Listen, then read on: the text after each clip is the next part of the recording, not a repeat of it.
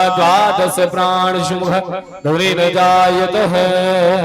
श्री भागवत भगवान की है आरती, पापियों को पाप से है तारती। श्री भागवत भगवान की है आरती, पापियों को पाप से है तारती। श्री भागवत भगवान की है आरती, पापियों को पाप से है तारती। श्री भागवत भगवान की है आरती, पापियों को पाप से है तारती। ओ पापियों को पाप से है तारती, पापियों को पाप से है तारती। भव सिंधु सागर से उबारती, भव सिंधु सागर से उबारती। श्री भागवत भगवान की है आरती, पापियों को पाप से है तारती। श्री भागवत भगवान की है आरती, पापियों को पाप से है तारती। ये अमर ग्रंथ ये मुक्ति पंथ ये पंचम वेद निराला, नव ज्योति जगाने वाला। ये अमर ग्रंथ ये मुक्ति पंथ ये पंचम वेद निराला, नव ज्योति जगाने वाला। ये अमर ग्रंथ ये मुक्ति पंथ ये पंचम वेद निराला, नव ज्योति जगाने वाला। ये अमर ग्रंथ ये मुक्ति पंथ ये पंचम वेद निराला, नव ज्योति जगाने वाला। हरि नाम यही हरि धाम यही हरि राम यही हरि राम यही, जग के मंगल की आरती, पापियों को पाप से है तारती। श्री भागवत भगवान की है आरती, पापियों को पाप से है तारती। ये शांति गीत पावन पुनीत पापों को मिटाने वाला, हरि दर्श कराने वाला। ये शांति गीत पावन पुनीत पापों को मिटाने वाला, हरि दर्श कराने वाला। ये सुख करणी ये दुख हरणी ये सुख करणी ये दुख हरणी, श्री मधुसूदन की आरती, पापियों को पाप से है तारती। श्री भागवत भगवान की है आरती, पापियों को पाप से है तारती। ये मधुर बोल जगपंथ खोल शत मार्ग बताने वाला, बिगड़ी को बनाने वाला। ये मधुर बोल जगपंथ खोल सतमार्ग बताने वाला, बिगड़ी को बनाने वाला। श्री राम यही घनश्याम यही श्री राम यही घनश्याम यही, प्रभु महिमा की है आरती, पापियों को पाप से है तारती। श्री भागवत भगवान की है आरती, पापियों को पाप से है तारती।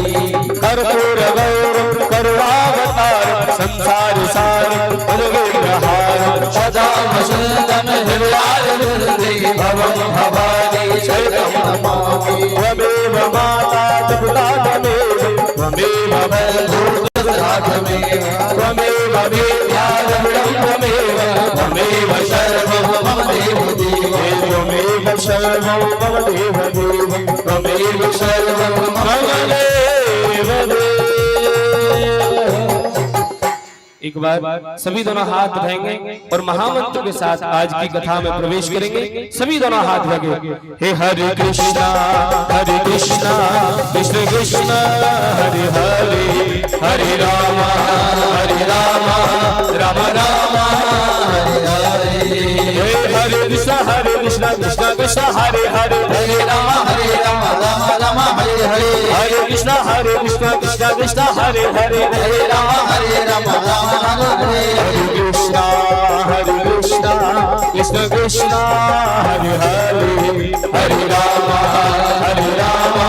राम राम हरे हरे। हरे कृष्णा कृष्ण कृष्णा हरे हरे हरे राम राम राम हरे हरे। हरि ओम ओम जलेन शीतले गणम मंत्र पुष्पांजलि ओम दुनेरगमय जंतरेवस्तान धर्माण धर्मान्नादं नादेहनानं महानः सुचंद्र यत्र पूर्वे शाद्याः शंतरेवाः हरि ओम एकदन्ताय विद्महे वक्रतुण्डाय धीमहि तन्नो श्रीदन्ते प्रचोदयात् हरि ओम नन्दनन्दनाय विद्महे यशोदानन्दनाय धीमहि तन्नः श्रीकृष्णः प्रचोदयात् श्रीवन्तिकामकुलचम्पकपाटलब्जे पुण्यः गजाति करवीलरसाल पुष्पे बिल्व प्रबाल तुलसी कलमंजति विश्वं पूजयामि जगदीश्वरमेव प्रसीद नाना सुगंध पुष्पाणि ढाकालो भवानि च पुष्पांजलिमया दत्त ग्रहाणा परमेश्वर शांगत परवार मंत्र पुष्पांजलि समर्पयामि। सभी छोड़ दें। बोलिए कि नारायण भगवान की जय, वृंदावन बिहारी लाल की जय, जय जय श्री राधे श्याम। अब सभी अपनी अपनी जगह बैठ जाएं और बैठ करके आज की बड़ी सुंदर दिव्य कथा में आप हम सभी प्रवेश करेंगे। और श्रीधाम वृंदावन से पधारी हुई परम पूज्य देवी गौर प्रिया जी की सुमधुर वाणी में आप हम सभी आज तृतीय दिवस की कथा श्रवण करेंगे। और आज बड़ी सुंदर आप सभी इस कथा को अपने अपने मोबाइल पर भी देख सुन सकते हैं। यह कथा लाइव YouTube चैनल पर चल रही है, तो सभी जन अपने मोबाइल में सर्च करें देवी गौर प्रिया जी और इस कथा को अपने अपने मोबाइल में भी देख सुने। जय जय श्री राधे, जय जय श्री श्याम। बोलिए कि नारायण भगवान की जय। मैं कमेटी के ओर से किशोरी गौरी प्रिया जी से कहना चाहूंगा कि जनता का जो मांग है आप वैसा भागवत कथा कहें जिसमें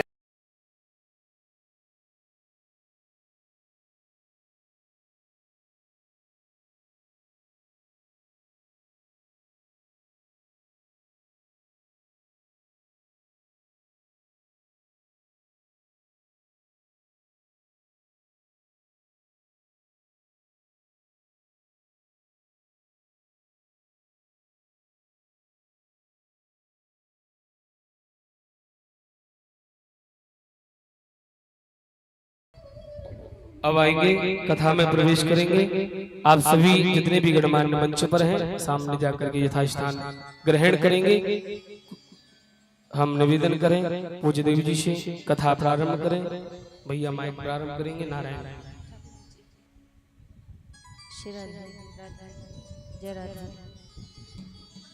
श्री राधे जय राधे, राधे श्री राधे जय श्री राम, श्री राधे राधे जय राधे, जय राधे जय श्री राम, श्री राधे जय राधे जय श्री राम, श्री राधे जय जय श्री राधे जय श्री राम, जय राधे श्री राधे जय जय श्री राधे जय श्री राम, श्री राधे राधे। मंच पर आवाज बढ़ा दीजिए। श्री राधे राधे जय श्री राम, जय राधे श्री राधे जय जय श्री राधे जय श्री राम, श्री राधे। बोलिए बांके बिहारी लाल की जय हो। राधा रानी सरकार की जय हो। श्री हनुमान जी महाराज की जय हो। श्री राधे जय राधे जय जय श्री राधे।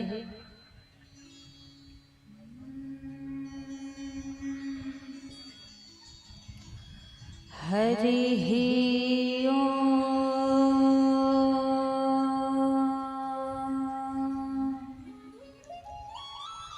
नमो भगवते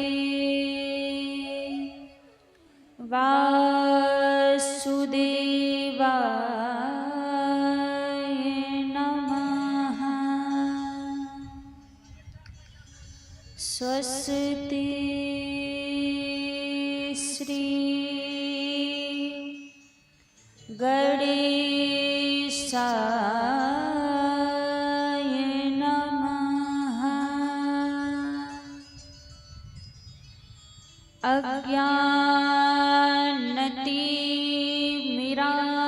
अज्ञानतिमिरान्धस्य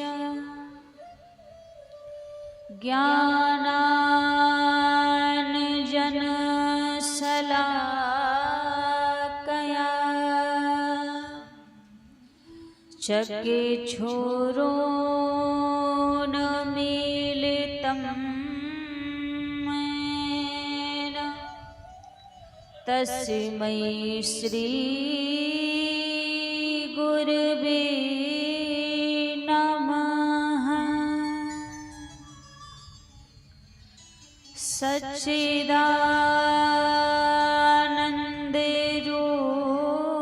सच्चिदानन्दरूपाय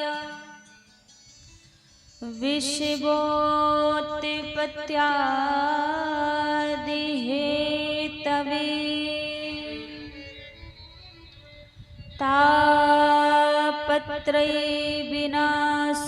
तापत्रयविनाशाय श्रीकृष्णाय वयं नमः।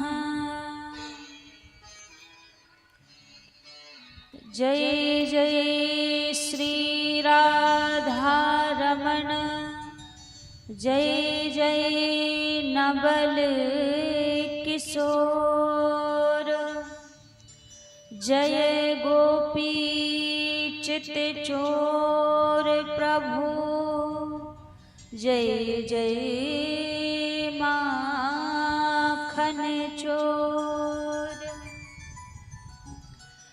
आइए हनुमान जी विराजिए, कथा कहूँ मति अनुसार, प्रेम सहित आसन लगो विराजिए पवन कुमार। हरे कृष्ण कृष्ण कृष्ण हरे हरे, हरे कृष्ण कृष्ण कृष्ण हरे हरे, हरे राम राम राम हरे हरे, हरे राम राम राम हरे हरे। बोलिए शिवा के बिहारी लाल की जय हो, राधा रानी सरकार की जय हो, हनुमान जी महाराज की जय हो।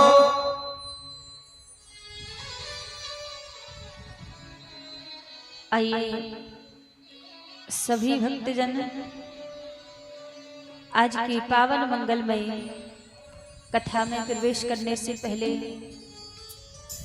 मन और वाणी को पवित्र करते हुए श्री राधा रानी के पावन नाम को गाते हुए आज की पावन मंगलमय कथा में सभी बड़े भाव और प्रेम से प्रवेश करेंगे।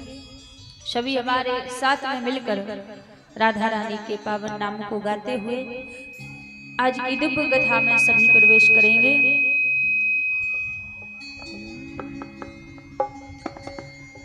मीठे रस से भरोरी राधा रानी लागे, महारानी लागे,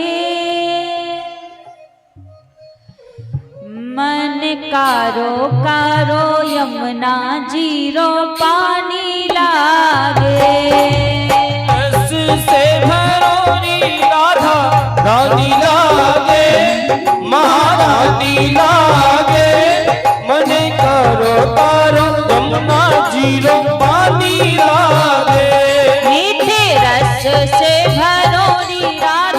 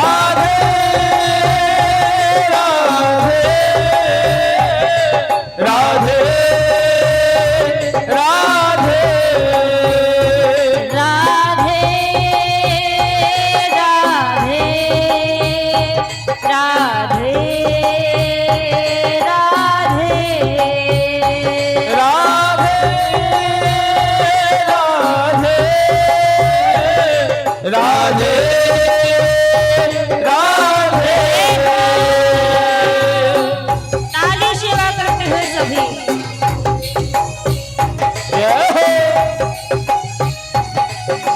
हरि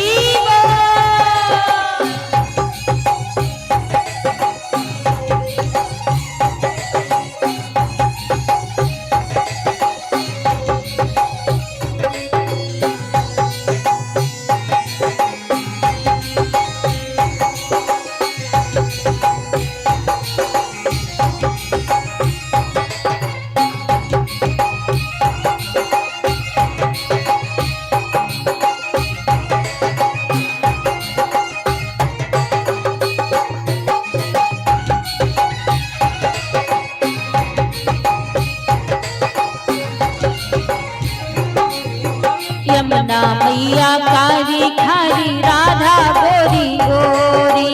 यमुना मैया कारी कारी राधा गोरी गोरी। यमुना मैया कारी खारी राधा गोरी गोरी। यमुना मैया कारी कारी राधा गोरी गोरी। वृंदावन में धूम मचाए बरसाने की छोरी। वृंदावन में धूम मचाए बरसाने की छोरी। धाम राधा जो की राजधानी लागे, राजधानी लागे। मन कारो कारो यमुना जीरो पानी लागे। मीठे रस से भरोनी राधा रानी लागे, महारानी लागे। मन कारो कारो यमुना जीरो पानी लागे। मीठे रस से भरोनी राधा रानी लागे, महारानी लागे। मन कारो कारो यमुना जीरो पानी लागे। मीठे रस से भरोनी राधा रानी लागे, महारानी लागे। मन कारो कारो यमुना जीरो पानी लागे। हाथ पर खड़े करके राधे राधे राधे राधे राधे राधे राधे राधे राधे राधे राधे राधे राधे राधे श्री राधे।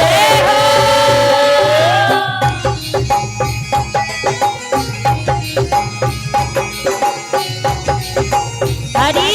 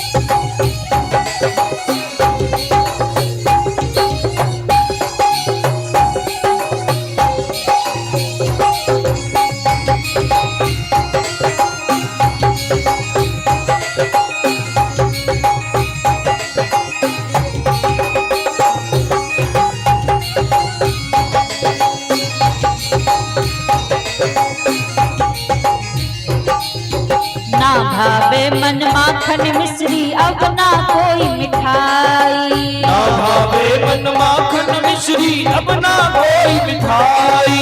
ना भावे मन माखन मिश्री अब ना कोई मिठाई। ना भावे मन माखन मिश्री अब ना कोई मिठाई। मारी जी बनिया ने भावे राधा नाम मलाई।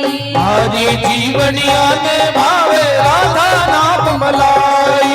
मारी जी बनिया ने भावे राधा नाम मलाई। मारी जीवनिया में भावे राधा नाम मलाई। राधा नाम में सफल जिंदगानी लागे, जिंदगानी लागे। मन का रोखारो यमुना जीरो पानी लागे।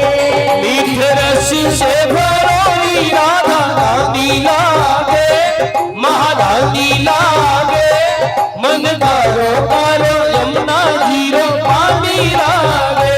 मीठे रस से भरोनी राधा रानी लागे, महारानी लागे। मन का रोखारो यमुना जीरो पानी लागे। मीठे रस से भरोई राधा रानी लागे, महारानी लागे। मन का रोखारो यमुना जीरो पानी लागे। राधे राधे राधे राधे।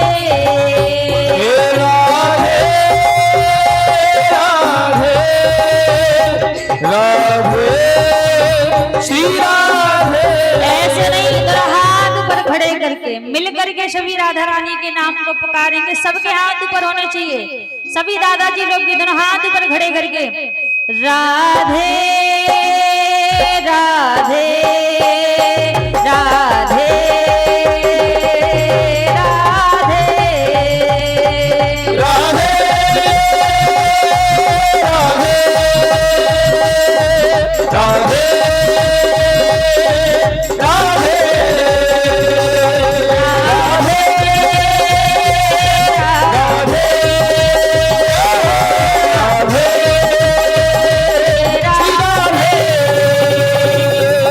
राधे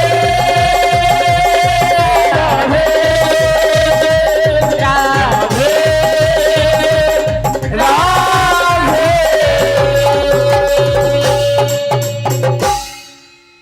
बोलिए राधा रानी सरकार की जय हो, श्री बांके बिहारी लाल की जय हो।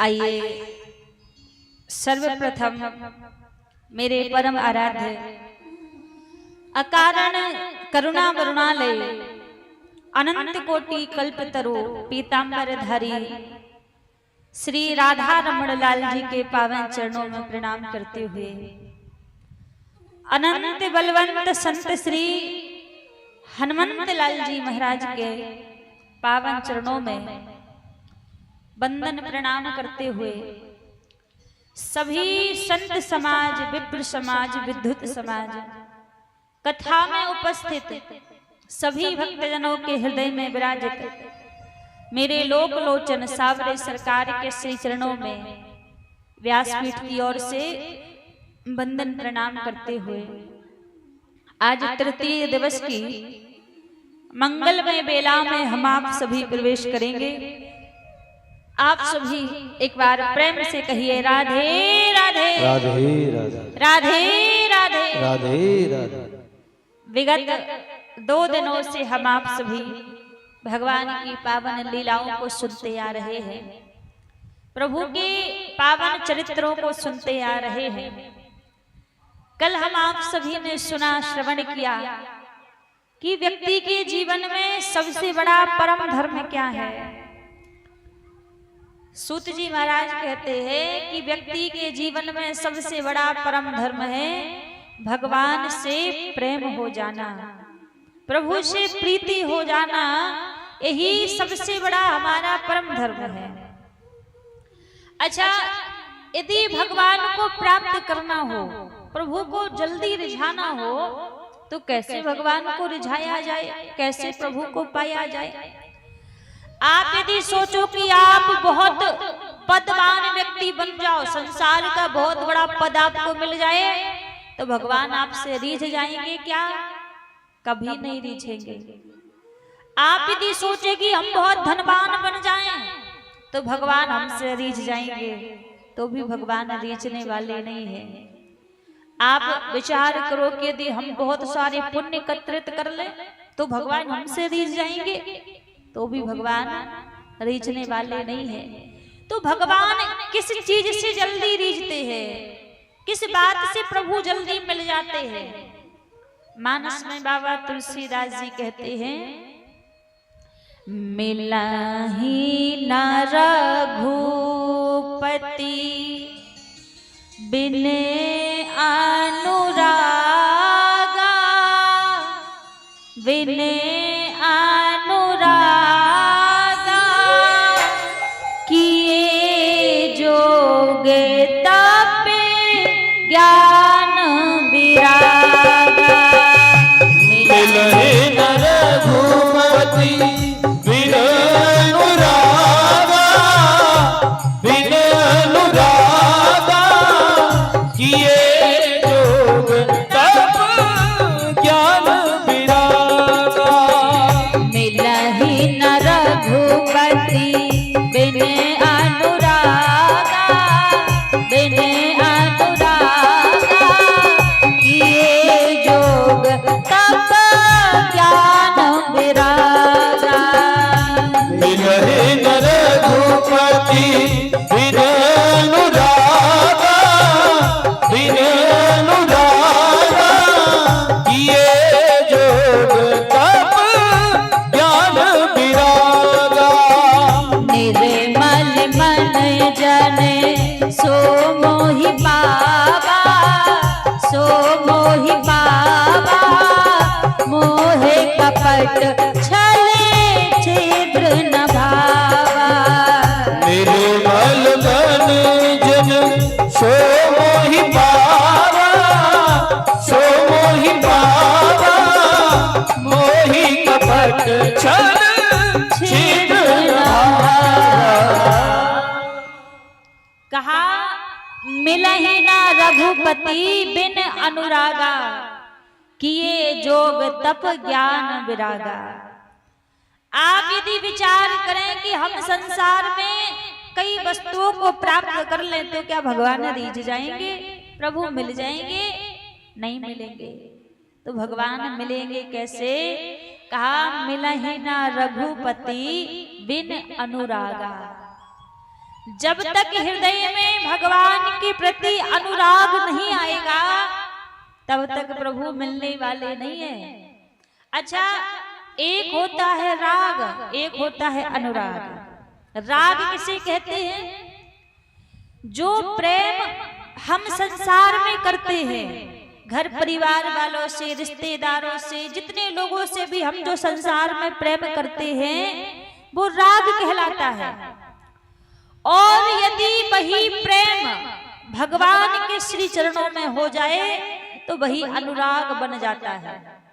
अच्छा, अब इसमें अंतर क्या रहा? प्रेम तो वही था, वही हमने संसार में किया और वही भगवान से किया, तो राग और अनुराग कैसे बन गया?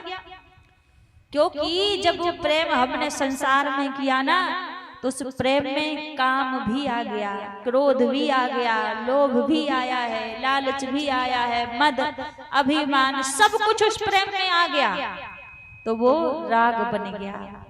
लेकिन जब वो प्रेम हमने भगवान से किया ना तो उसमें ना ही काम था, ना ही क्रोध था, ना ही लोभ लालच था, ना ही मद था, तो वो ही प्रेम अनुराग बन गया।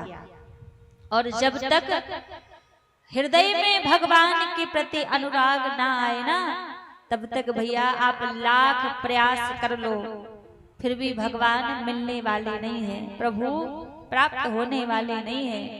क्योंकि कहते हैं मान मिले सम्मान मिले जीवन की बाटी में, खूब मान सम्मान मिल जाए, खूब पद प्रतिष्ठा मिल जाए, सब कुछ मिल जाए, पर एक बात हमेशा याद रखिएगा, मान मिले सम्मान मिले जीवन की बाटी में, गर राम ना मिले सब काज मिले माटी में। यदि भगवान ना मिले भैया तो सब माटी के बराबर है। फिर तो प्रभु मिलेंगे कैसे? जब तक हृदय में अनुराग नहीं आएगा तब तक प्रभु मिलने वाले नहीं है। हृदय में अनुराग हो और मन निर्मल हो, मन पवित्र हो, निर्मल मन जन सो मोहि पावा, मोह कपट छल छिद्र ना भावा। हृदय पवित्र हो, मन निर्मल हो, तो भगवान फिर मिलने में देरी नहीं करते। आप बड़े बुद्धिमानी बनोगे ना, बड़े ज्ञानी बनोगे तो भगवान कभी नहीं रिझेंगे। भगवान रिझते हैं जिसका हृदय पवित्र होता है, जिसका मन पवित्र होता है, उससे ही प्रभु रिझते हैं। एक कथा आपको श्रवण कराएं। एक भोला नाम का भगवान का भक्त था कि कोई भी कुछ कहे तुरंत मान लेता, इतना हृदय से सरल था। अब इसके अंदर कोई अवगुण नहीं था, लेकिन इसके जीवन में कमी एक ही थी, ये भोजन ज्यादा करता था। अब घर में कोई काम काज नहीं करता, सुबह भोजन, दोपहर भोजन, साँझ को भोजन, रात में भोजन, भोजन ही करता रहता। अब जब तक इसके पिताजी घर में थे तब तक कोई परेशानी नहीं हुई। फिर इसके पिताजी का देहांत हो गया तो इसके बड़े 2 भाई थे, वो कहने लगे देख तू काम आम तो कुछ करता नहीं है, बस खाता रहता है, खाता रहता है, ऐसे कैसे चलेगा, तुझे कुछ ना कुछ काम तो करना ही पड़ेगा। तू काम नहीं करेगा ना तो हम तुझे अपने घर में नहीं रहने देंगे। अब इसकी कमी तो यही थी कि काम इससे होता नहीं था। भाइयों ने घर से निकाल दिया। जब भाइयों ने इसको घर से निकाल दिया तो महाराज उदास होकर रास्ते में चला जा रहा था। अब जब रास्ते में चला जा रहा था तो एक रघुनाथ जी का मंदिर पड़ा। मंदिर के निकट ही आश्रम था, तो देखा उस आश्रम के बाहर एक बड़े महंत जी बैठे हुए हैं। जब बाहर से गया तो उसने महंत जी को प्रणाम किया। तो महंत जी पूछने लगे बेटा तुम्हारा नाम क्या है और कहाँ जा रहे हो।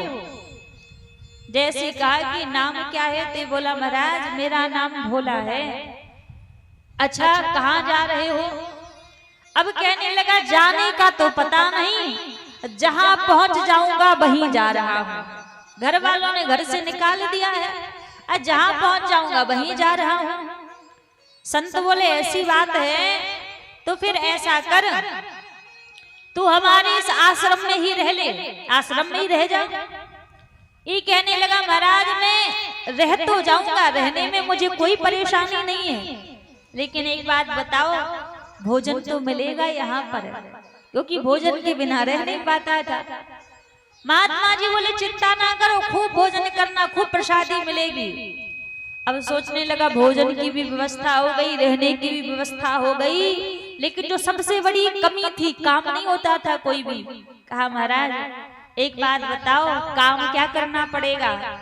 महात्मा जी बोले देखो ज्यादा तो कुछ काम नहीं करना है, ये जो राम जी का मंदिर है मंदिर के सामने बैठना और बस आते जाते हुए व्यक्ति से जय श्री राम करते रहना, इतना तुम्हारा काम है। अब तो बड़ा प्रसन्न हो गया कि काम भी कुछ नहीं करना, रहने की भी व्यवस्था हो गई। अब आश्रम में रहने लगा। अब खूब प्रेम से रहता है, भोर की बेला में जागता आता तो बस जय श्री राम करता रहता। अब धीरे धीरे क्या हुआ समय बीता, बड़ा हृदय से बड़ा ही सरल था। एक दिन क्या हुआ एकादशी का दिन आया, तो आज क्या हुआ जहां देखो वहां सब माला लेकर जय श्री राम करने में लगे हुए हैं। आज जहां भी देखो तो कहीं इनको लोग दिखाई नहीं दे रहे हैं, बस भगवान का नाम जपने में सब लगे हुए हैं। रसोई घर में गया तो एकदम रसोई घर भी साफ पड़ी हुई है, वहां भी कोई भोजन नहीं बन रहा है। अब तो इसने देखा तो पहुंचा अपने गुरुजी के पास में। गुरुजी के पास में जाकर कहने लगा महाराज वैसे तो 9 बजे बाल भोग बन जाता था, आज तो 11 बजने को जा रहे हैं, अभी तक कोई बाल भोग नहीं बना है। अब जैसे कहा कि कोई बाल भोग नहीं बना तो गुरुजी कहने लगे भोला मैं तुझे बताना भूल गया क्या कि आज आश्रम में भोजन नहीं बनेगा। अच्छा भोजन क्यों नहीं बनेगा, क्योंकि आज आश्रम में एकादशी है इसलिए भोजन नहीं बनेगा। अब जैसे कहा कि एकादशी है, गुरुजी कहने लगे देखो अब तू भी भक्त बन गया है, वैष्णव बन गया है, तो तुझे भी एकादशी का व्रत करना चाहिए। अब ये कहने लगा गुरुदेव आपके कहने पर मैं एकादशी का व्रत तो कर लूंगा, कोई दिक्कत नहीं है, लेकिन मैं द्वादशी नहीं देख पाऊंगा, एकादशी करके रह जाऊंगा। हाँ क्योंकि भोजन के बिना रह ही नहीं पाता हूँ, इतनी भूख लगती है। अब जैसी कहा तो गुरुदेव कहने लगे, अच्छा एक बात बताओ, भोजन बनाना आता है, भोजन बना लेते हो? अब कहने लगा, महाराज मरता क्या नहीं करता, और जो मरने कोई जा रहा है वो तो हर काम करने को तैयार है। बोले बना लूंगा मैं तो गुरुजी ने कहा ऐसा करना, आश्रम में तो भोजन नहीं बनेगा, सूखी सामग्री ले जाओ और नदी किनारे जाके भोजन बना लेना। इसने कहा ठीक है, सूखी सामग्री ले ली। और जैसे जाने लगा तो गुरुजी बोले देखो, बिना भगवान को भोग लगाए भोजन नहीं करना, पहले भगवान को भोग लगाना, उसके बाद ही प्रसाद पाना। इसने कहा ठीक है। अब नदी के किनारे आया, टिक्कड़ रोटी जो भी अपना था वो बना लिया, प्रसाद पानी वाला था। इतने में याद आई, गुरुजी ने कहा था पहले भगवान को भोग लगाना, उसके बाद भोजन पाना। अब इसका हृदय इतना सरल था, ये क्या सोचता कि जैसे हम और आप भोजन करते हैं ना, ऐसे भगवान भोजन करते होंगे। तो अपने उस सरल भाव से, सरल हृदय से भगवान को पुकारने लगा, मेरे राम आइए के भोजन का भोग लगाइए, मेरे राम आइए, प्रभु राम आइए, आके भोजन का भोग लगाइए। मेरे राम आइए, प्रभु राम आइए, आके भोजन का भोग लगाइए। राम आइए, प्रभु राम आइए, आके भोजन का भोग लगाइए। अब भगवान को पुकार रहा है, मेरे राम आइए, प्रभु राम आइए, आके भोजन का भोग लगाइए। तो भगवान ने क्या किया, दूर से भोग लगा लिया। जैसे हम आप भोग लगाते थे, प्रभु दूर से स्वीकार कर लेते हैं, लेकिन इसका मन तो इतना सरल था, ये तो जानता ही नहीं कि भगवान दूर से भोग लगाते हैं। ये तो यही सोचता कि जैसे हम और आप बैठकर भोजन करते हैं, ऐसे भगवान भोजन करते होंगे। अब भगवान आए नहीं, भगवान ने तो दूर से भोग लगा लिया। अब फिर भगवान को पुकारता है, प्रभु बड़ी भूख लगी है, देरी ना करो, जल्दी आ जाओ और आकर भोजन पालो, प्रसाद पालो। श्रीराधे कहा जल्दी आ जाओ और आके प्रसाद पालो। अब भगवान फिर नहीं आए।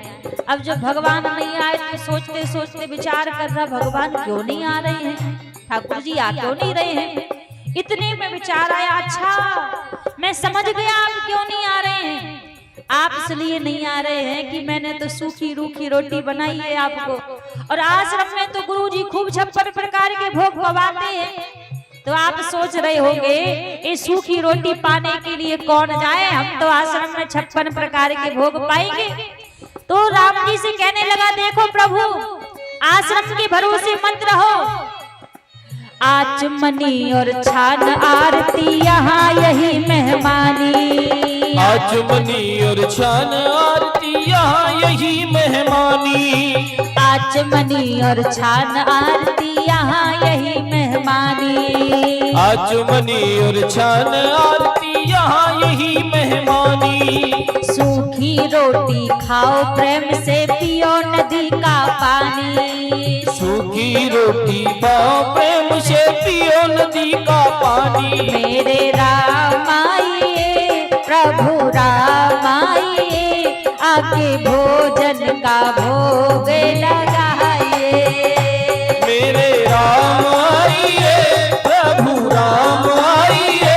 कान को पुकारना है। प्रभु से बोला, आप सोच रहे होंगे कि गुरुजी तो खूब घंटा झालर बजा के आरती करते हैं, फिर आपको भोग पवाते हैं। तो आप सोच रहे होंगे कि हम तो आश्रम में ही जाके भोजन पाएंगे। तो कहने लगा, प्रभु यदि आज यहाँ पर नहीं आए ना तो गलती कर दोगे। यहाँ तो अभी ये सूखी रूखी रोटी मिल ही रही है, और यदि आश्रम के भरोसे रहे तो ये भी नहीं मिलेगी। अपने हृदय के सरल भाव से राम जी से कहने लगा, प्रभु भूल करोगे यदि तज दोगे भोजन रूखे सूखे, भूल करोगे यदि तज दोगे भोजन रूखे सूखे। ये सूखी रूखी रोटी भी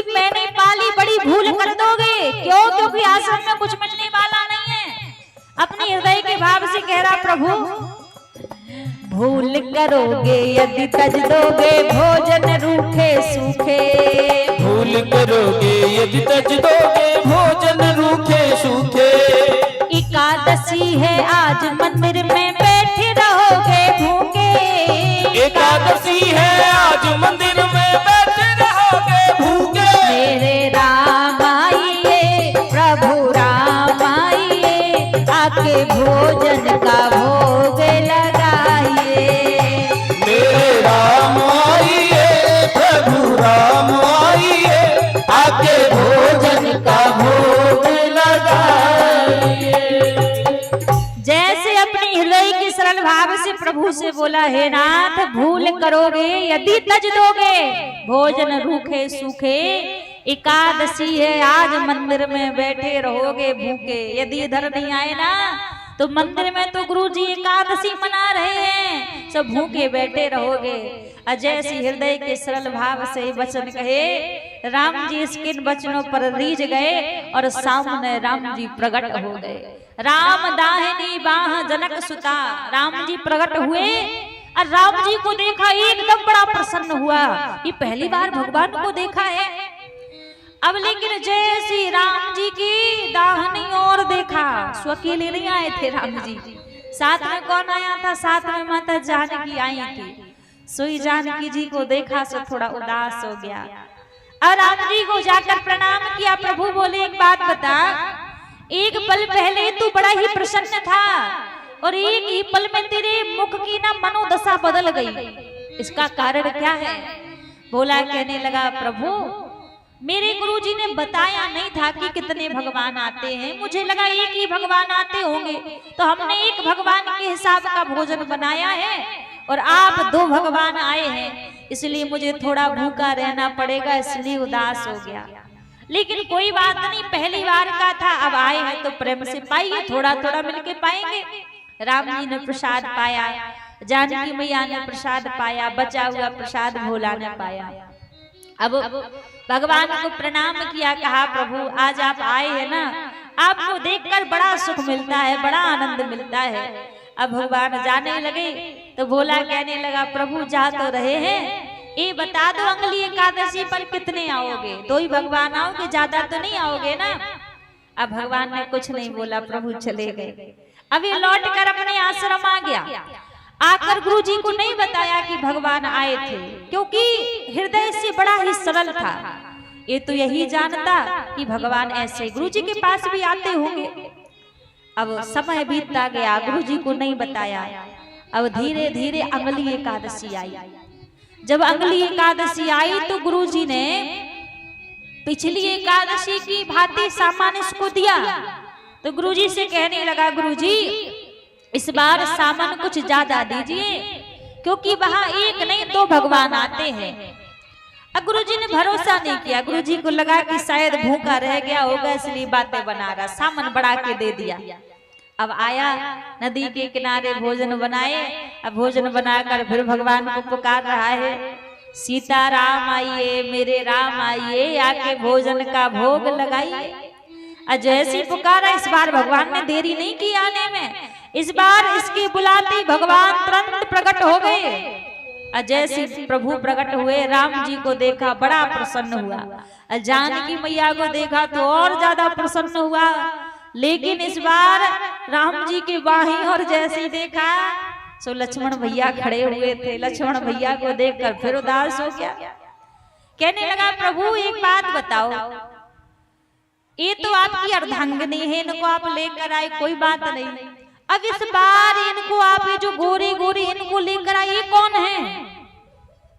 भगवान बोले, हमारे भ्राता श्री है। भोला कहने लगा, प्रभु एक बात कहूं, बुरा मत मानिएगा, मेरे गुरुजी ने कहा था कि एक भगवान को भोग लगाना है, तो एक भगवान के भोजन का ठेका है, पूरे खानदान के भोजन का ठेका थोड़ी ना है। जितने मन आए सो चले आओ। पिछली बार एक भगवान को बुलाया सो दो आ गए, अब इस बार भली भांति दो भगवान को बुलाया सो तीन आ गए। अब जैसे आए, अब कोई बात नहीं, आए हैं तो अब पाइए। अब जैसे आए, राम जी को भोजन पवाया, जानकी मैया को भोजन पवाया, लक्ष्मण जी को भोजन पवाया, फिर खुद ने प्रसाद पाया। अब प्रसाद पाने के बाद राम जी जब फिर जाने लगे तो विदा करते हुए फिर पूछने लगा, प्रभु अब की बार बता दो, अगली एकादशी पर कितने आओगे? अब भगवान फिर मुस्कुराए, फिर चले गए, फिर कुछ नहीं बताया। अभी फिर लौट कर आ गया आश्रम। इसने अपने गुरुजी से फिर भी नहीं कहा कि भगवान आए थे। अब जैसी अगली एकादशी आई, अब पिछली एकादशी की तरह गुरुजी ने सामग्री दी, तो गुरुजी से कहने लगा, देखो गुरुजी इतने से काम नहीं चलेगा, क्योंकि आपके भगवान हैं, कभी एक आते हैं, कभी दो आते हैं, कभी तीन आते हैं। इस बार तो आप 7 सेर आटा दीजिए, 7 किलो आटा दीजिए, क्योंकि पता नहीं इस बार कितने आएंगे। अब गुरुजी सोचने लगे कि कोई व्यक्ति कितना भी खाने वाला क्यों ना हो, पर 7 किलो आटे का अकेले भोजन तो नहीं कर सकता। शायद ये सूखी सामग्री को ले जाकर कहीं बेचता है। गुरुजी के मन में शंका हो गई। अब 7 किलो आटा तो दे दिया, लेकिन गुरुजी बोले आज इसके पीछे जाके देखेंगे हम इतने सामान का करता क्या है। अब उस सामग्री को लेकर भोला नदी किनारे आया, सामग्री रख ली, आज भोजन नहीं बनाए, पहले ही भगवान को बुलाने लगा कि पहले बुला लो, देखते हैं कितने भगवान आएंगे, उस हिसाब से भोजन बनाएंगे। तो आज पहले ही वो भगवान को बुलाने लगा, भोजन प्रसाद नहीं बनाए, प्रभु को पुकारने लगा, सीताराम आइए, लखन लाल आइए, मेरे भोजन का भोग लगाइए। सीताराम आइए, लखन लाल आइए, मेरे भोजन का भोग लगाइए। सीताराम आइए, लखन लाल आइए, मेरे भोजन का भोग लगाइए। सीताराम आइए, लखन लाल आइए, मेरे भोजन का भोग लगाइए। अब पुकारती भगवान ने फिर देरी नहीं की। जैसे इसने पुकारा, नेत्र बंद करके भगवान को बुला रहा था, और जैसे सामने नेत्र खोले तो साक्षात पूरा का पूरा राम दरबार प्रकट हो गया। अब जैसे पूरा राम दरबार प्रकट हुआ, हर बार तो प्रणाम करने के लिए भागता था, इस बार तो उठा ही नहीं, देखते ही रह गया। अब भगवान से कहने लगा, प्रभु आप अपना स्वभाव नहीं तज रहे हैं, हम एक को बुलाते हैं सो 2 आते हैं, और 2 को बुलाए सो 3 आते हैं, आज 3 को बुलाए सो पूरे 6-7 चलकर आ गए। और तो और इंसानों की तो बात छोड़ो, बानरों को भी संग में लेकर आए हैं, क्योंकि हनुमान जी महाराज भी आए थे। अब राम जी मुस्कुराए, बोले हमारा पूरा राम दरबार है, इसको बुलाने के लिए बड़े बड़े संत तरसती है, तुम्हारे पास तो ऐसे ही आ गए। अब भोला बोला, देखो आए हैं सो बढ़िया है। राम जी ने कहा, देखो प्रसाद बनाया है, लेके आओ प्रसाद पाए। भोला कहने लगा, देखो हम इतने सीधे साधे भी नहीं हैं कि तुम इतने सारे हो और हम प्रसाद बनाकर पवाए, हम नहीं बनाएंगे, हमने बनाया ही नहीं प्रसाद। ये रखी है सामग्री, खुद प्रसाद बनाओ और खुद ही पाओ, हम नहीं बनाएंगे। अब जैसी कहा कि खुद ही प्रसाद बनाओ, भक्त का भाव है, अब भगवान कैसे टाल दे। पूरे राम दरबार को प्रभु ने आदेश दिया कि जाओ, अब जब भक्त ने आज्ञा की है तो प्रसाद तो बनाना पड़ेगा। अब पूरा राम दरबार प्रसाद बनाने में लग गया।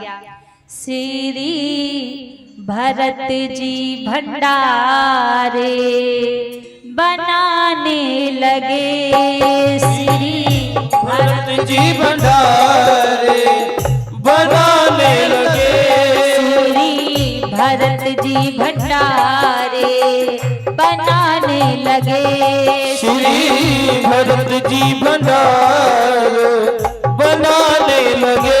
चुन चुन लकड़ी लखन लाल लाने लगे, चुन चुन लकड़ी लखन लाल लाने लगे, श्री भरत जी भंडारे बनाने लगे, श्री भरत जी भंडारे बनाने लगे। जैसी आदेश दिया प्रभु ने, भरत भैया भंडारे का काम संभालने लगे, लक्ष्मण भैया लकड़ी बीन बीन कर लाने लगे, हनुमान जी महाराज पूंछ से चौका लगाने लगे, और जैसी जानकी मैया सब्जी अबनिया करवे को बैठी, सोई सारे देवी देवता प्रकट हो गए। जब स्वयं जगत जननी माता जानकी प्रसाद बनाने को बैठी हैं, अब बड़े बड़े संत लाइन में खड़े हैं, आवाज लगा रहे हैं, माँ हमें भी प्रसाद मिले, हमें भी प्रसाद मिले। अब जैसी भोला ने ये दृश्य देखा, अब तो भोला रोने लगा, कहा प्रभु मेरे गुरुजी मेरी एकादशी नहीं करवा पाए, पर आज मुझे लगता है कि आप मेरी एकादशी करवा के मानोगे। क्यों? हम सोच रहे थे कि आप लोगों के पाने के बाद थोड़ा बहुत प्रसाद यदि बचेगा भी तो वो पाने के लिए मिल जाएगा, लेकिन अब तो इतनी लंबी लाइन लगी है, अब तो वो प्रसाद भी मिलने वाला नहीं है। रोने लगा भोला। अब इतने में क्या हुआ, भोला के गुरुजी आए थे पीछे से देखने के लिए कि सामन का करता क्या है। जैसे भोला के गुरुजी आए तो भोला के गुरुजी को भगवान नहीं दिख रहे हैं। गुरुजी ने देखा कि भोला पेड़ के नीचे बैठकर रो रहा है और सारी सामग्री रखी हुई है। गुरुजी आए, बोले भोला क्या बात है, तूने अभी तक भोजन नहीं बनाए और बैठकर तू रो क्यों रहा है। रोते हुए भोला कहने लगा, गुरुजी आपके भगवान अपना स्वभाव नहीं तजते हैं। पहली एकादशी पर 2 आए थे, दूसरी पर 3 आए, अब के 4 5 6 चलकर आए हैं, और देखो अब स्वयं ही भोजन बना रहे हैं और स्वयं ही भोजन पाएंगे, हमें भोजन मिलेगा नहीं, हम इसलिए रो रहे हैं। अब गुरुजी बोले कौन भोजन बना रहा है, कौन भोजन पाएगा। अब जैसे कहा गुरुजी को दिखे नहीं भगवान। अब भोला बोला यही तो बैठे सामने ही तो भोजन बना रहे हैं। गुरुजी बोले कहाँ बैठे हैं, मुझे तो कोई दिखाई नहीं दे रहा। भोला भगवान से बोला, प्रभु एक बात बताओ, क्या आप मेरे गुरुजी को नहीं दिख रहे हैं। ठाकुर जी बोले नहीं, मैं तुम्हारे गुरुजी को नहीं दिख रहा हूँ, केवल मैं तुम्हें अकेला दिखता हूँ। कहने लगा अभी और बड़ी समस्या है, गुरुजी को कैसे बताऊं कि आप कहाँ बैठे हैं। यही वचन भोला ने अपने गुरुजी से कहे। कहा गुरुजी भगवान कह रहे हैं कि मैं आपको नहीं दिखूंगा, केवल मुझे अकेले दिखते हैं। बोला कि गुरुजी बोले अच्छा अपने भगवान से पूछ, मुझे क्यों नहीं दिखेंगे। बोला कहने लगा गुरुजी भगवान से, मेरे गुरुजी कह रहे हैं कि आप उनको क्यों नहीं दिखेंगे। आज प्रभु ने जो शब्द कहे, प्रभु बोले भोला तेरा हृदय सरल है, तेरे गुरुजी का हृदय सरल नहीं है, इसलिए मैं उनको नहीं दिखूंगा। अब जैसे ये वचन भोला ने अपने गुरुजी से कहे, गुरुजी भगवान कह रहे हैं मेरा हृदय सरल है इसलिए वो मुझे दिखते हैं, आपका हृदय सरल नहीं है इसलिए वो आपको नहीं दिखेंगे।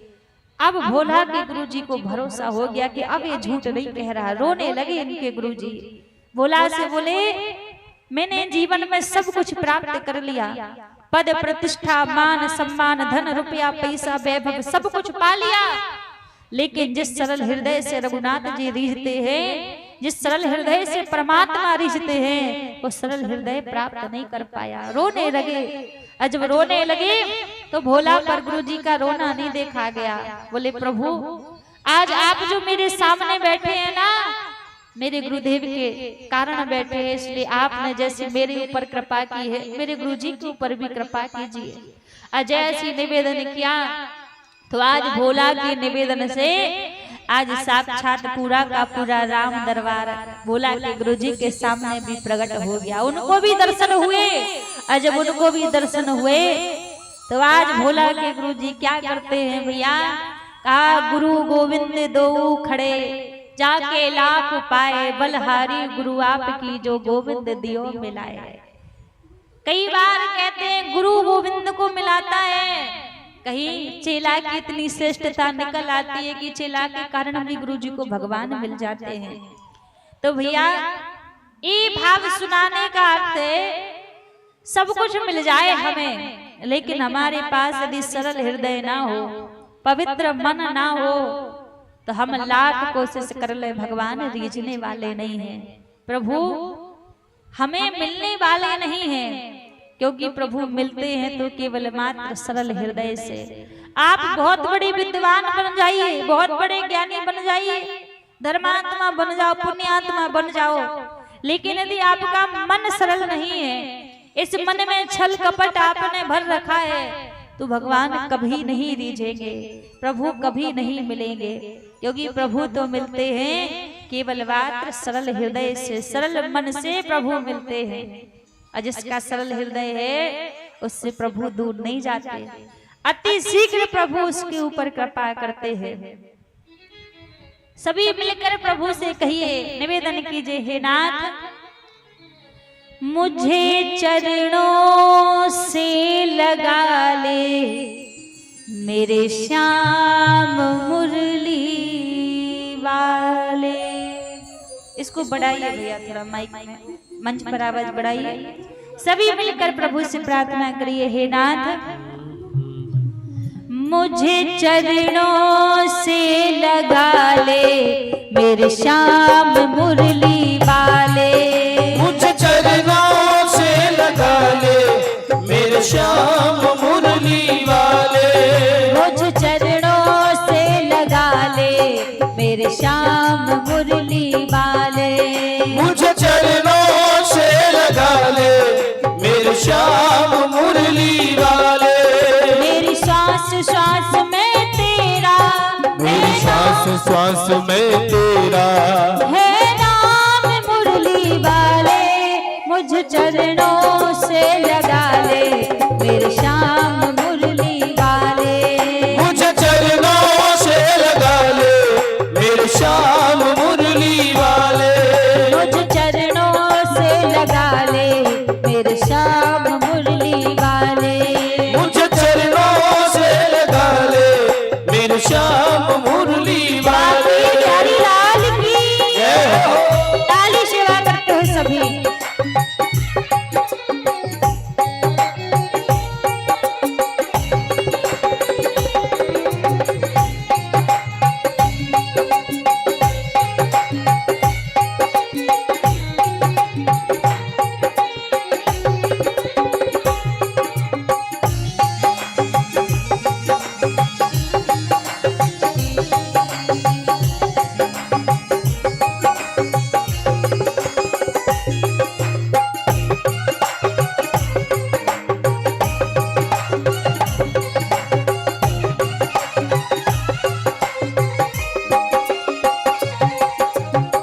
भगतों की तुमने कान्हा विपदा है तारी। भक्तों की तुमने कान्हा विपदा है तारी। भगतों की तुमने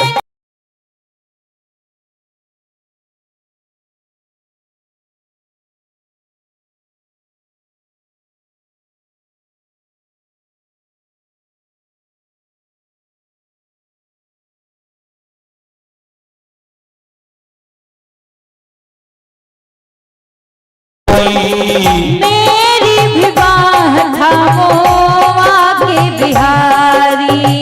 मेरी विवाह थामो आगे बिहारी। बिगड़ी बनाई तुमने, बिगड़ी बनाए तुमने, हर काम मुरली वाले। मुझे चरणों से लगा ले, मेरे श्याम मुरली वाले। मुझे चरणों से लगा ले, मेरे श्याम मुरली वाले। मुझे चरणों से लगा ले, मेरे श्याम मुरली वाले। मुझे चरणों से लगा ले, मेरे श्याम मुरली वाले।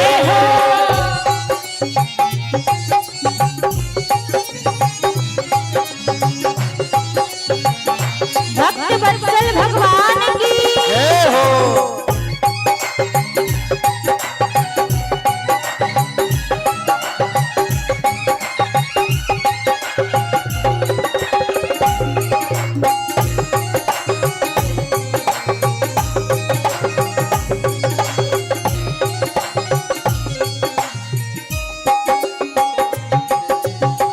पतझड़ है मेरा जीवन बन के बहार आजा।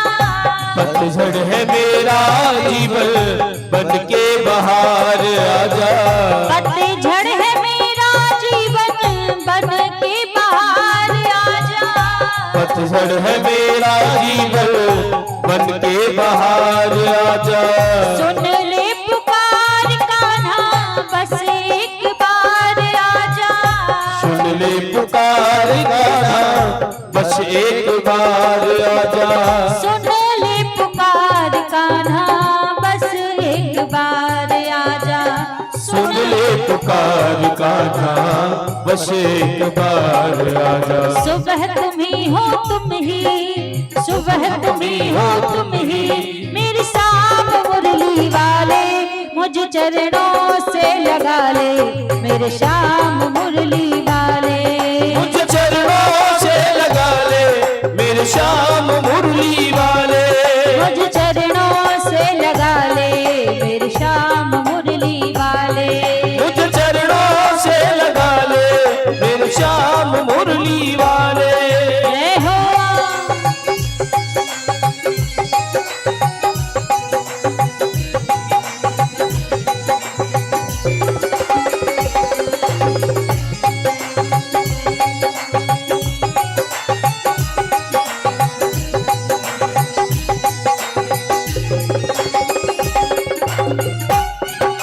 हरि बोल।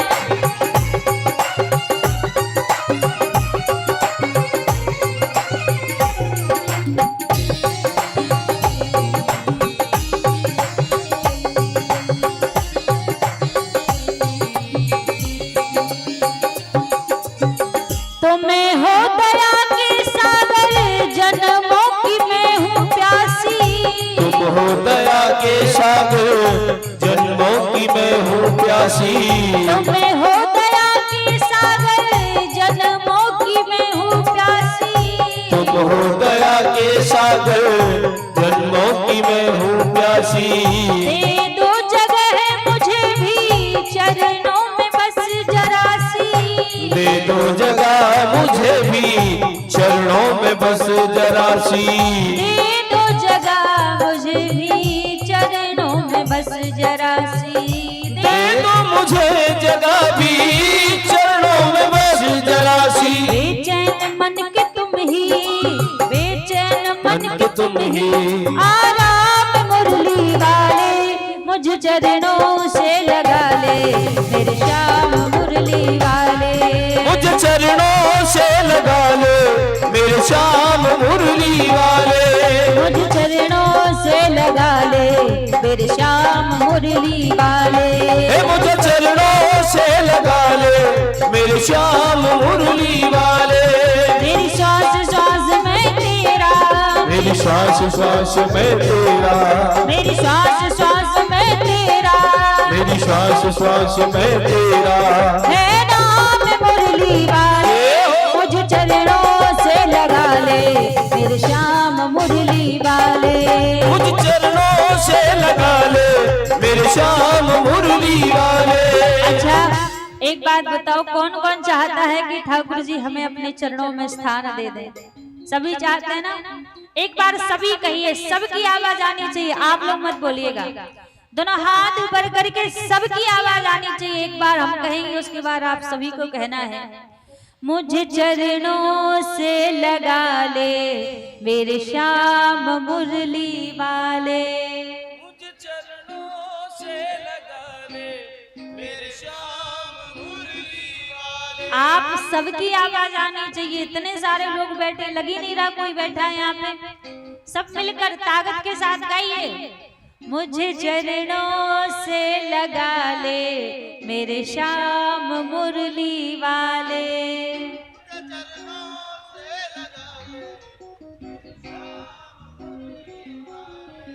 मेरी श्वास श्वास में तेरा, मेरी श्वास श्वास में तेरा है नाम मुरली वाले। दोनों हाथ ऊपर खड़े करके मिल करके कहिए, मुझे चरणों से लगा ले, मेरे श्याम मुरली वाले।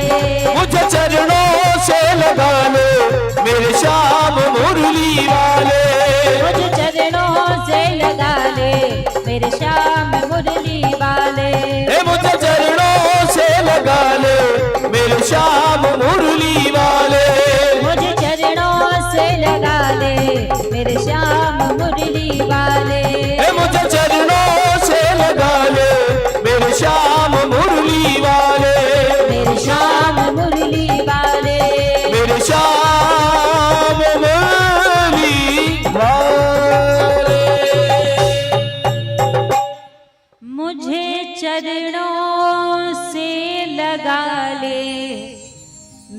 श्याम मुरली वाले, मुझे चरणों से लगा ले मेरे श्याम मुरली वाले।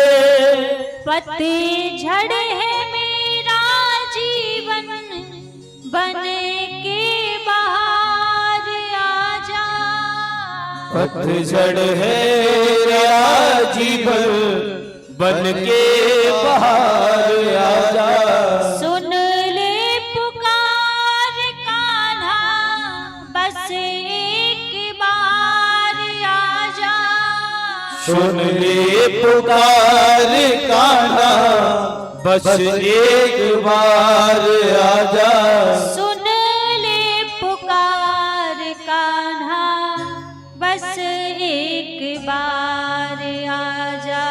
ओ सुन ले पुकार कान्हा, बस एक बार आजा। सुबह तुम ही हो तुम ही, सुबह तुम ही हो तुम ही, मेरी शाम मुरली वाले। मुझे चरणों से लगा ले मेरे श्याम मुरली वाले। मुझे चरणों से लगा ले मेरे श्याम मुरली वाले। मुझे चरणों से लगा ले मेरे श्याम मुरली वाले। एक बार यदि ठाकुर जी ने कृपा कर दी ना, उसी समय जीवन की दुनिया की भाग दौड़ की सारी झंझट मिट जानी है। आज जितनी संसार में भाग दौड़ चल रही है ना, कभी हम यहाँ जाते हैं, कभी वहां जाते हैं, कभी कहीं जीवन में भागते फिरते हैं। लेकिन जब प्रभु की कृपा हो जाएगी, पुनरपि जननम पुनरपि मरणम पुनरपि जननी जठरे शयनम, ये बार बार का जन्म मरण का चक्कर ही मिट जाना है। इसलिए प्रार्थना किया करो प्रभु से कि हे नाथ, आप कुछ दो या ना दो, पर अपने चरणों का आश्रय अवश्य दीजिए। यदि प्रभु की भक्ति जीवन में आ गई, एक पल में सब बदल जाना है। लेकिन भगवान रीझेंगे कब? जब हृदय सरल होगा, मन पवित्र होगा, प्रभु तब ही कृपा करेंगे। आज सूत जी महाराज से शौनक ऋषि कहने लगे, जब सुखदेव जी महाराज श्रीमद् भागवत कथा को सुनकर वन में जाकर बैठ गए थे, तो फिर कैसे लौटकर आए और कैसे राजा परीक्षित को कथा सुनाई? राजा परीक्षित कौन है, किसके पुत्र हैं, एक कथा आप हमें श्रवण कराइए। सूत जी महाराज कहते हैं, जब कौरव और पांडवों का युद्ध चल रहा था, उस समय सारे कौरव मारे गए। रणभूमि में पड़ा पड़ा दुर्योधन विलाप कर रहा था, रुदन कर रहा था। उसी समय अश्वत्थामा वहां पर आए, पूछने लगे, मित्र तुम्हारी ये दशा किसने की, तुम क्यों रो रहे हो? दुर्योधन कहने लगा, मैं इसलिए नहीं रो रहा हूं कि मैं महाभारत का युद्ध हार गया, मैं इसलिए रो रहा हूं कि हम कौरव 100 भाई थे और 100 में से एक भी जीवित नहीं रहा, सब मारे गए। और पांडव केवल 5 भाई थे, 5 में से एक भी जीवित नहीं रहा, 5 में से एक भी नहीं मरा। यदि उन 5 में से एक भी मर जाए ना, तो मैं हंसते हंसते अपने प्राण त्याग दूंगा। अश्वत्थामा ने कहा, इतनी सी बात है, मैं अभी जाऊंगा और अभी जाकर 5 को मार कर आऊंगा। दुर्योधन बोले, भैया कहना सरल है, करना कठिन है।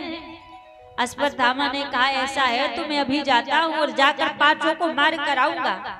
जैसे अश्वत्थामा गए, रात्रि का समय था, पांडव सो रहे थे।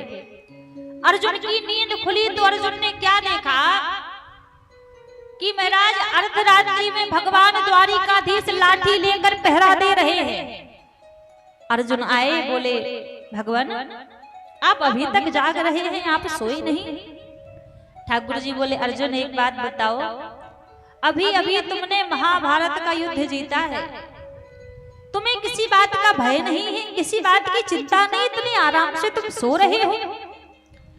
अब अर्जुन को दिख रहा है कि भगवान को मेरी चिंता हो रही है। अर्जुन कहने लगे, देखो मुझे तो किसी बात की चिंता नहीं है, और जिसको मेरी चिंता करनी हो सो करे। अर्जुन को अपनी चिंता क्यों नहीं है? क्योंकि अर्जुन ने अपने जीवन की डोरी भगवान के हाथ में सौंप रखी है, इसलिए उनको अपनी चिंता नहीं है। अच्छा, हम सभी को तो बड़ी चिंता होती है। क्यों? क्योंकि हम अपने जीवन के मालिक खुद बने बैठे हैं। हमें लगता है कि हम ये काम करेंगे तो ये काम होगा ही नहीं। हम कभी इस भाव को रखते ही नहीं है कि करने धरने वाले तो सब वो हैं। आज अर्जुन ने कहा, हमें अपनी चिंता नहीं है। क्यों? हमें चिंता नहीं अपनी, उन्हें चिंता हमारी है। हमारी नाव का केवट सुदर्शन चक्रधारी है। हमारी चिंता करने वाला तो परमात्मा है। जैसे कहा तो भगवान बोले, अर्जुन आज जहां पर आप सो रहे हो ना, ये जगह मुझे कुछ ठीक नहीं लगती। क्यों ना इस जगह को छोड़कर किसी दूसरी जगह पर जाकर सो जाओ। जैसे ही कहा, अर्जुन कहने लगे, जैसी आपकी इच्छा। पांचों पांडव वहां से उठे और जाकर दूसरे स्थान पर जाकर सो गए।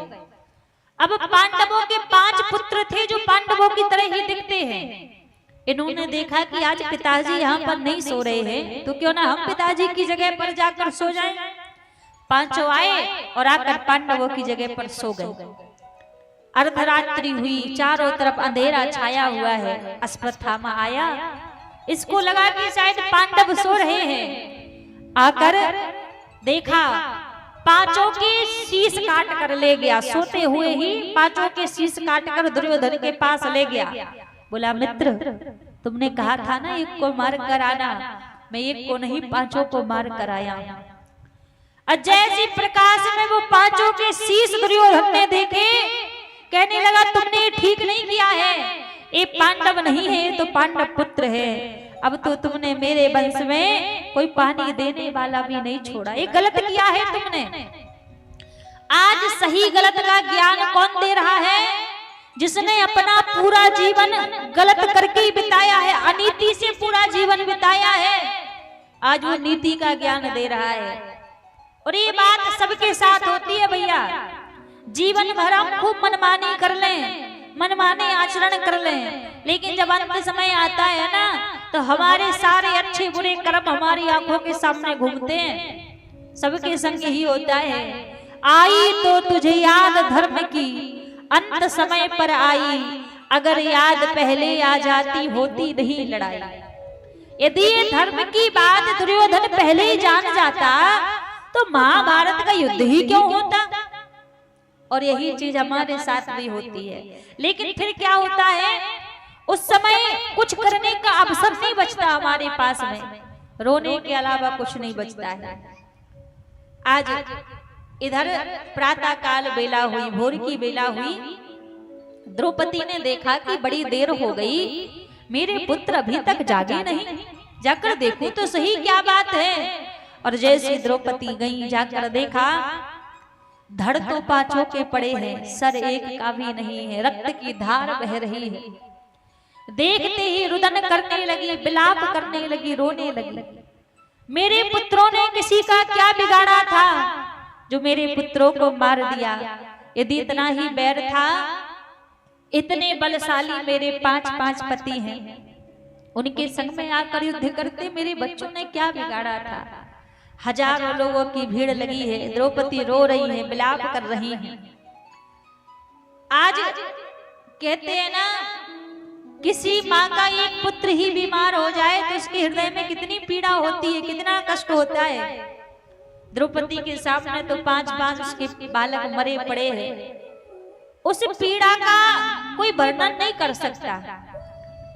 क्योंकि भैया आप एक बात जानते हैं, दुनिया में कोई व्यक्ति हमसे कितना भी प्रेम क्यों ना कर ले, कितना भी हमारा सगा बन जाए, कितना भी अपना बन जाए, लेकिन माता पिता के प्रेम की तुलना नहीं कर सकता। क्योंकि जो माता पिता का प्रेम होता है वो निस्वार्थ प्रेम होता है, जिसमें कोई छल कपट नहीं होता, कोई ईर्ष्या द्वेष भावना नहीं होती।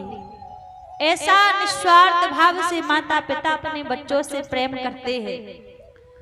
आज बड़ा दुख होता है, देखने को मिलता है ना, जब वही बच्चे बड़े होकर क्या कहते हैं, आपने हमारे लिए क्या किया है। मानो उन बच्चों को लगता है कि हम तो इतने बड़े ही पैदा हुए थे, माता पिता ने कुछ किया ही नहीं है हमारे लिए। लेकिन हम भूल जाते हैं जितना त्याग माता पिता हमारे लिए करते हैं ना, उतना त्याग जीवन में कोई नहीं कर सकता। माता पिता की तरह त्याग हमारे जीवन में कोई नहीं कर सकता। जिन माता पिता से हम कहते हैं ना कि आपने क्या किया हमारे लिए। आज कोई व्यक्ति आपसे कहे कि ज्यादा नहीं, एक किलो का ही पत्थर आपको 24 घंटे अपने पास में रखना है, 1 मिनट के लिए भी उसको खुद से दूर नहीं करना, 24 घंटे रख के धारण करके रखना है। आप कितनी देर तक रख लोगे? 1 घंटे रख लोगे, 2 घंटे रख लोगे, 4 घंटे रख लोगे, ज्यादा से ज्यादा 6 घंटे रख लोगे। अब परेशान हो जाओगे तो अलग फेंक दोगे। कौन इस बोझ को लेके ढोए? हम 1 किलो का पत्थर 24 घंटे रखना पसंद नहीं करेंगे अपने साथ में। लेकिन हम कैसे भूल जाते हैं, उस माँ ने 1-2 दिन नहीं, हमारे बोझ को पूरे 9 महीने ढोया है। कभी ये नहीं कहा कि इस बोझ को कौन लेकर ढोए, इससे हमें क्या सुख मिलेगा। 9 महीने हमारे बोझ को ढोया है। और जानते हैं, जब एक माँ एक संतान को जन्म देती है ना, एक संतान को जन्म देने पर एक माँ अपनी सुंदरता का त्याग कर देती है। बड़ा कष्ट होता है जब वो बच्चा, वो बालक एक सुंदर पत्नी के आ जाने से उसी माँ बाप का त्याग कर देता है। आप भूल में मत रहिए भैया, ये जो संसार है एक कर्म की खेती है। आप जैसा करेंगे ना अपने माता पिता के साथ में, वैसा ही लौट कर आपके पास में आएगा। आज लोग कहते हैं भैया 4 धाम की यात्रा करने के लिए जाएंगे। क्यों? 4 धाम की यात्रा करेंगे तो पुण्य मिलेगा, पुण्य कमाने के लिए जाएंगे। घर में बूढ़े माता पिता बैठे 2 रोटी के लिए तरस रहे हैं, समय पर 2 रोटी नहीं मिल रही है, अब बालक बहू जा रहे हैं 4 धाम की यात्रा करने के लिए। तो आपको क्या लगता है कि आपको 4 धाम की यात्रा का कोई फल मिलेगा, कोई पुण्य मिलेगा? कभी नहीं मिलने वाला है। और आप भले ही 4 धाम की यात्रा पर ना जा सके, आप यदि घर में बैठे अपने बूढ़े माता पिता की सेवा कर लें तो हम कहते हैं आपको घर बैठे 4 धाम की यात्रा का फल मिलेगा। लोग मंदिरों में जाके भंडारा करवाते हैं, बोले भंडारा करवाएंगे तो पुण्य मिल जाएगा, और अपने माँ बाप को समय पर 1 गिलास पानी भी नहीं देते। यदि कोई बूढ़ी माता पिता द्वार पे बैठकर बोले बेटा बड़ी प्यास लगी 1 गिलास पानी दे देना, बच्चे चिल्लाकर जवाब देते अरे खुद जाकर ले लो, हमको 1 गिलास पानी नहीं दे सकते। और भंडारा करवाते हैं हम मंदिरों में जाकर, तो आपको क्या लगता है वो पुण्य आपको मिलेगा? दुर्गा मैया के मंदिर में लोग जाते हैं, चुनरी चढ़ाते हैं उनको कि दुर्गा मैया प्रसन्न हो जाएगी। घर में बूढ़ी माँ फटी साड़ी पहने बैठी है, आपको क्या लगता है वो मंदिर में बैठी दुर्गा मैया आपसे प्रसन्न होगी? कभी नहीं प्रसन्न हो सकती। आप ज्यादा धर्म पुण्य कर पाए या ना कर पाए, यदि आप अपने घर में बैठे बूढ़े माँ बाप की सेवा कर लेना तो आपको घर बैठे सारा धर्म पुण्य मिल जाए। लेकिन हम बाहर धर्म पुण्य करने के लिए तैयार है। 4 धाम की यात्रा जाएंगे, केदारनाथ जाएंगे, बाबा धाम जाएंगे, अभी सावन आ रहा है, अभी नए भक्त निकलेंगे, कांवर उठा के जाएंगे, और घर में माता पिता को पूछते नहीं है। तो भैया ऐसे में कोई भगवान आपसे रीझने वाला नहीं है, कोई परमात्मा आपसे ऐसे में रीझने वाला नहीं है, क्योंकि पहले भगवान हमारे माता पिता है, दूसरे भगवान कहीं और है। कहावत वही सीधी है ना कि घर में बैठे पूजे नहीं और पत्थर पूजन जाए। और घर में जो साक्षात बैठे हैं उनको हम पूजते नहीं है, उनको देखते भी नहीं है, अब मंदिरों में जाते हैं धूप दीप दिखा के दौड़ रहे हैं। मंदिरों में पूजा सेवा करो, लेकिन सबसे पहले अपने बूढ़े माता पिता का सम्मान करो, बूढ़े माता पिता की सेवा करो, क्योंकि उनकी तरह हमारे जीवन में कोई नहीं कर सकता जितना एक माता पिता हमारे लिए करते हैं। आप जानते हैं, एक पिता की जेब में यदि 2 रुपया भी ना हो, खाली जेब पड़ी हो, फिर भी वो पिता अपने बच्चों के सपनों को पूरे करने का सामर्थ्य रखता है। जेब में 2 रुपया नहीं है, लेकिन फिर भी वो हिम्मत रखता है कि मैं अपने बच्चे के सपनों को पूरा करूंगा। और हम थोड़े से बड़े पद पर पहुंच जाए, थोड़ा सा बड़ा स्थान मिल जाए, तो हम भैया क्या करते हैं, उन्हीं बूढ़े माता पिता का सम्मान नहीं करते। एक बात कहे, जीवन में कितने भी पढ़ लिख जाना, कितने भी बड़े पद पर क्यों ना पहुंच जाना, दुनिया के लिए आप कितने भी बड़े बन जाओ, पर माता पिता के सामने कभी बड़े मत बनना। हाँ, क्योंकि वही माता पिता है, जब हम चलते हुए गिर जाते थे ना, तो उंगली पकड़ पकड़ कर जो हमें चलना सिखाया करते थे। माता पिता खुद भूखे रहकर हमारे पेट को भरने के लिए जो मेहनत करते हैं, आज हम उन्हीं माता पिता को बात बात पर चिल्लाया करते हैं, आंखें दिखाया करते हैं। कभी अपने बूढ़े माँ बाप को आंखें मत दिखाया करो, क्योंकि जिन्होंने हमें इस दुनिया को देखने योग्य बनाया है, उन माता पिता को आंखें मत दिखाया करो, चिल्लाया मत करो।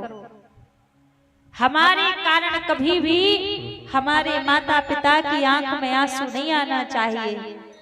यदि हमारे कारण एक बार भी हमारे माता पिता की आंख में आंसू आ गए ना, आप लाख धर्म पुण्य कर लो, कोई भगवान आपसे नहीं रीझेगा, कोई प्रभु आपसे नहीं रीझेगा, क्योंकि माता पिता का कर्ज संसार में कोई नहीं चुका पाया है।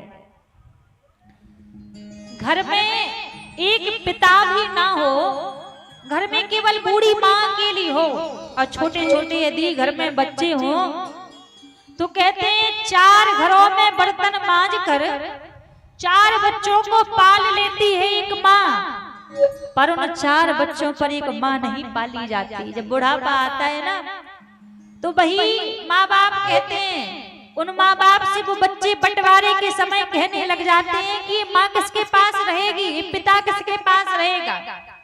अच्छा, एक बात का जवाब दीजिएगा आप, पहले के समय में ज्यादा पढ़े लिखे लोग नहीं होते थे, है ना, कम पढ़े लिखे लोग होते थे। फिर हमारे भारतवर्ष में पहले इतने वृद्धाश्रम भी नहीं होते थे, वृद्धाश्रम भी कम होते थे। आजकल के लोग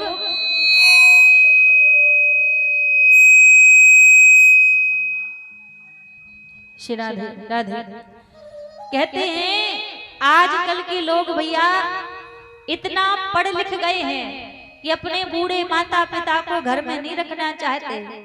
जैसे माता पिता बूढ़े होते हैं, तो वृद्धाश्रम का रास्ता दिखाने लग जाते हैं। तो एक बात बताओ, आज के पढ़े लिखे लोग बढ़िया है कि पहले के बिना पढ़े लिखे लोग बढ़िया थे?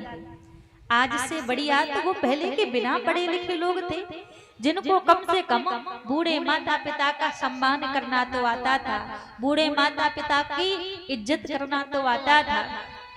हम निवेदन करेंगे, दुनिया में आप कुछ भी प्राप्त कर लें, लेकिन यदि माता पिता का हृदय दुखी है, आप लाख सुखों में रह लीजिएगा, आपको शांति नहीं मिलेगी, आपका मन संतुष्ट नहीं मिलेगा। क्योंकि कहते हैं भैया, माँ की दुआ कभी खाली नहीं जाती। माँ यदि हृदय से दुआ दे दे, तो आप लाख परेशानी में से भी बचकर आ जाओगे। माँ की दुआ कभी खाली नहीं जाती, माँ की बद्दुआ कभी टाली नहीं जाती। माँ की कभी बद्दुआ मत लीजिएगा भैया, प्रयास करो कि माँ जीवन में दुआ ही आपको दे, क्योंकि संसार में सब कुछ आपको दोबारा मिल जाएगा, लेकिन एक बार यदि माता पिता छोड़कर चले गए ना, तो इस जीवन में माता पिता दोबारा नहीं मिलेंगे। माता पिता को दोबारा पाने के लिए दूसरा जन्म लेना पड़ेगा, तब जाकर माता पिता मिलेंगे। माता पिता का हमेशा सम्मान किया करो। इनकी तरह कोई दूसरा नहीं है संसार में। तेरे जीवन में खुशियाँ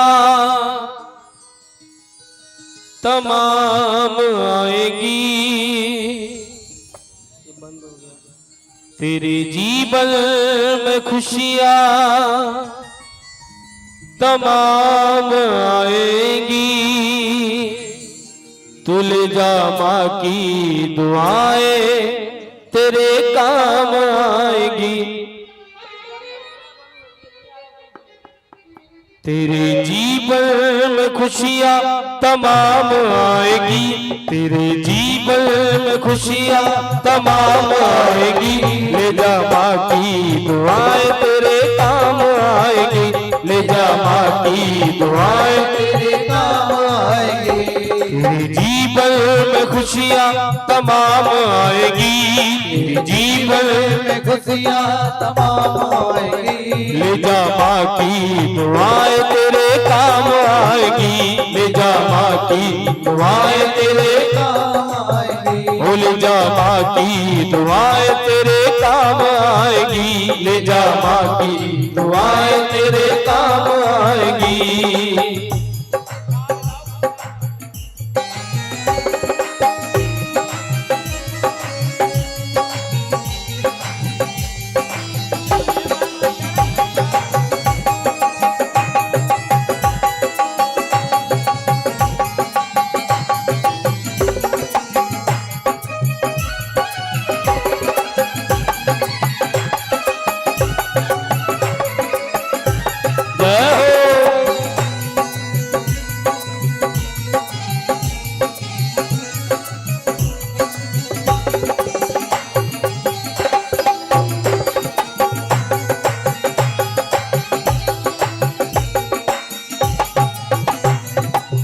कहा है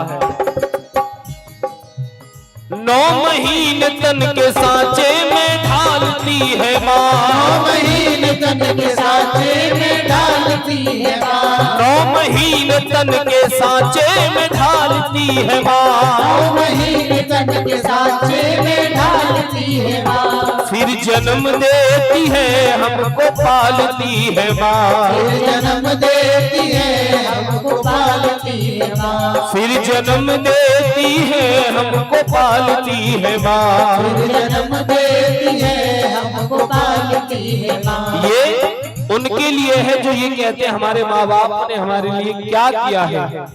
9 महीने तन के सांचे में ढालती है 9 माँ, महीने तन के सांचे में ढालती है माँ, फिर जन्म देती है हमको पालती है माँ। फिर जन्म देती है हमको पालती है माँ।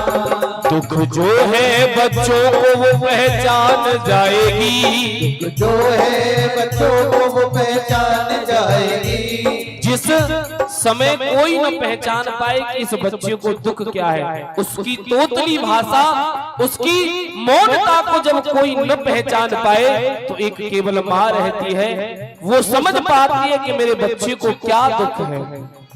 दुख क्या है बच्चों को वो पहचान जाएगी, दुख क्या है बच्चों को वो पहचान जाएगी, ले जा माँ की दुआएं तेरे काम आएगी, ले जा माँ की दुआएं तेरे काम आएगी, ओ ले जा माँ की दुआएं तेरे काम आएगी, ले जा माँ की दुआएं तेरे काम आएगी। जय हो।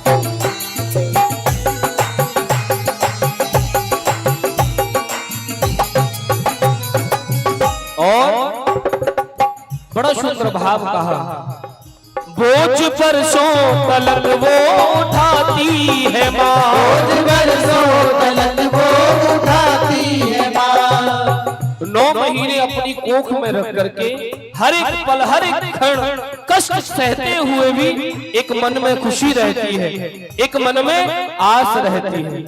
बोझ बरसों तलक वो उठाती है माँ, बोझ बरसों तलक वो उठाती है माँ।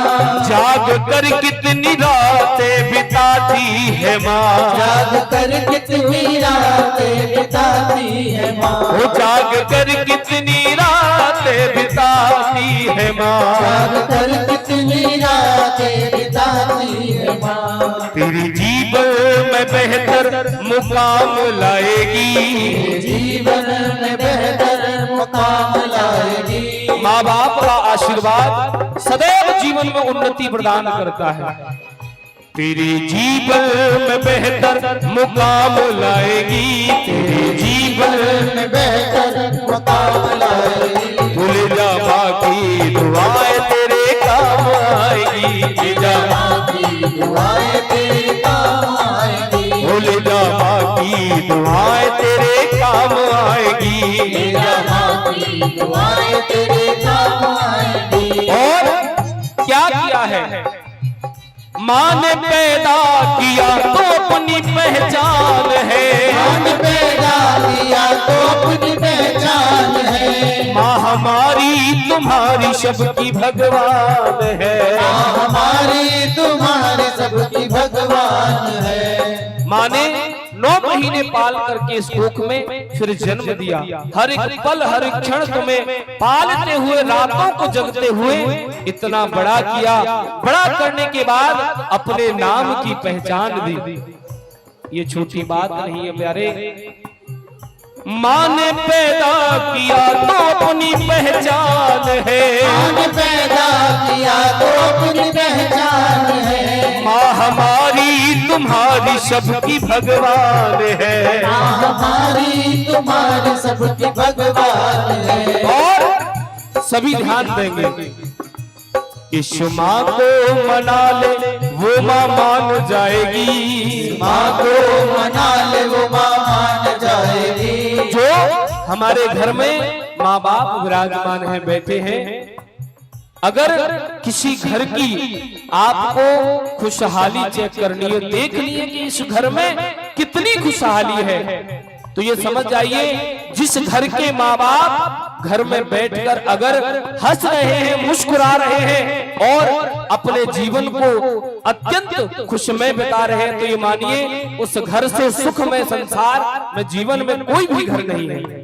इसीलिए कहा है इस माँ को मना ले वो माँ मान जाएगी, माँ को मना ले वो माँ मान जाएगी।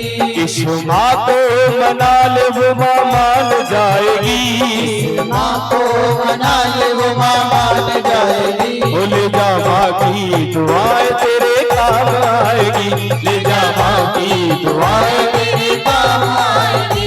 ले जा माँ की दुआएं तेरे काम आएगी, ले जा माँ की दुआएं तेरे काम आएगी। ले जा माँ की दुआएं तेरे काम आएगी, ले जा माँ की दुआएं तेरे काम आएगी। बोले भोले भविष्य भगवान की जय, अपने अपने माता पिता की जय। जय जय श्री राधे। एक बार सभी प्रेम से कहिए राधे राधे राधे राधे राधे राधे राधे। महाराज कहते हैं जीवन में ऐसा कोई काम मत कीजिए जिससे माता पिता को दुख मिले, माता पिता को तकलीफ मिले, क्योंकि इनकी तरह प्रेम करने वाला इस संसार में कोई दूसरा नहीं है। माता पिता के प्रेम में कोई स्वार्थ नहीं होता है, निस्वार्थ प्रेम करते हैं माता पिता। आज जब द्रौपदी ने देखा कि 5-5 बच्चे मरे पड़े हैं तो रुदन करने लगी, रोने लगी। अर्जुन गए, अश्वत्थामा को पकड़ कर लाए, बोले देवी यही तुम्हारे पुत्रों का हत्यारा है, इसने तुम्हारे पुत्रों को मारा है। जैसी द्रौपदी ने देखा कि ये तो हमारे गुरुपुत्र हैं, उठकर प्रणाम करने लगी। अर्जुन से बोली, स्वामी इनको मत मारिए, इनको छोड़ दो। जैसे कहा कि इनको छोड़ दो, सब कहने लगे द्रौपदी पागल हो गई है, जिसने इसके 5 पुत्रों को मार दिया, आज कह रही है छोड़ दो। आज महाराज अर्जुन भगवान के पास गए, बोले प्रभु आप बताओ मैं क्या करूं। भगवान ने कहा, अर्जुन ब्राह्मण यदि कितना भी बड़ा आताताई क्यों ना हो, उसको कभी मारना नहीं चाहिए, और बाल हत्यारा कोई भी हो उसको कभी छोड़ना नहीं चाहिए। जैसे ही कहा, अब अर्जुन बोले ये बड़ा अच्छा न्याय कर दिया आपने, क्योंकि अश्वत्थामा ब्राह्मण भी है और बाल हत्यारा भी है, मार भी नहीं सकता, छोड़ भी नहीं सकता। भगवान बोले, अर्जुन एक बात बताओ, तुम्हें ये अश्वत्थामा कहाँ से जीवित दिखता है? शास्त्र कहता है कि ब्राह्मण का अपमान ही उसकी मृत्यु के बराबर होता है। किसी ब्राह्मण का यदि आपने एक स्थान पर अपमान कर दिया, सच्चा ब्राह्मण होगा तो मर जाएगा, पर कभी उस स्थान पर पलट कर नहीं आएगा, दोबारा नहीं आएगा, क्योंकि ब्राह्मण का अपमान ही उसकी मृत्यु के बराबर है। अर्जुन समझ गए, अश्वत्थामा का अपमान करके 20 सभा से निकाल दिया। अश्वत्थामा सोच रहे हैं कि अब इनके घर में कौन बचा है, मैं किसी को छोड़ूंगा नहीं। जब देखा तो अभिमन्यु की पत्नी उत्तरा जो गर्भवती थी, उसके गर्भ पर अग्नि अस्त्र का प्रहार कर दिया। उत्तरा ने अग्नि अस्त्र को आते देखा, डर गई, घबरा गई, भगवान के पास दौड़ी दौड़ी आई। पाही पाही महायोगिन देव देव जगत पते, कहा प्रभु मेरी रक्षा कीजिए। भगवान ने सूक्ष्म रूप बनाया, उत्तरा के गर्भ में प्रवेश कर गए। उत्तरा के गर्भस्थ बालक की आज प्रभु ने रक्षा की। जैसे भगवान ने रक्षा की, कुंती बुआ आई, आकर प्रणाम करने लगी। भगवान बोले, बुआ जी मैं आपका भतीजा हूँ, मुझे आपको प्रणाम करना चाहिए, आप मुझे प्रणाम क्यों कर रही हो? जैसे कहा, कुंती बुआ बोली, मैं जानती हूँ कि आप मेरे भतीजे बनकर आए हैं, लेकिन ये बात सच है कि आप परम पिता परमात्मा हैं, मैं तो भगवान को प्रणाम कर रही हूँ। ठाकुर जी बोले, अच्छा मैं भगवान हूँ, जब मैं भगवान हूँ तो ऐसा करो मुझसे कोई वरदान मांग लो। जब वरदान की बात कही तो कुंती बुआ बोली, प्रभु यदि कुछ वरदान आप देना चाहते हैं तो एक वरदान दीजिए कि मेरे जीवन से कभी दुख ना जावे। हम भगवान के पास जाकर क्या मांगते हैं कि हे प्रभु मेरे जीवन में कभी दुख ना आवे।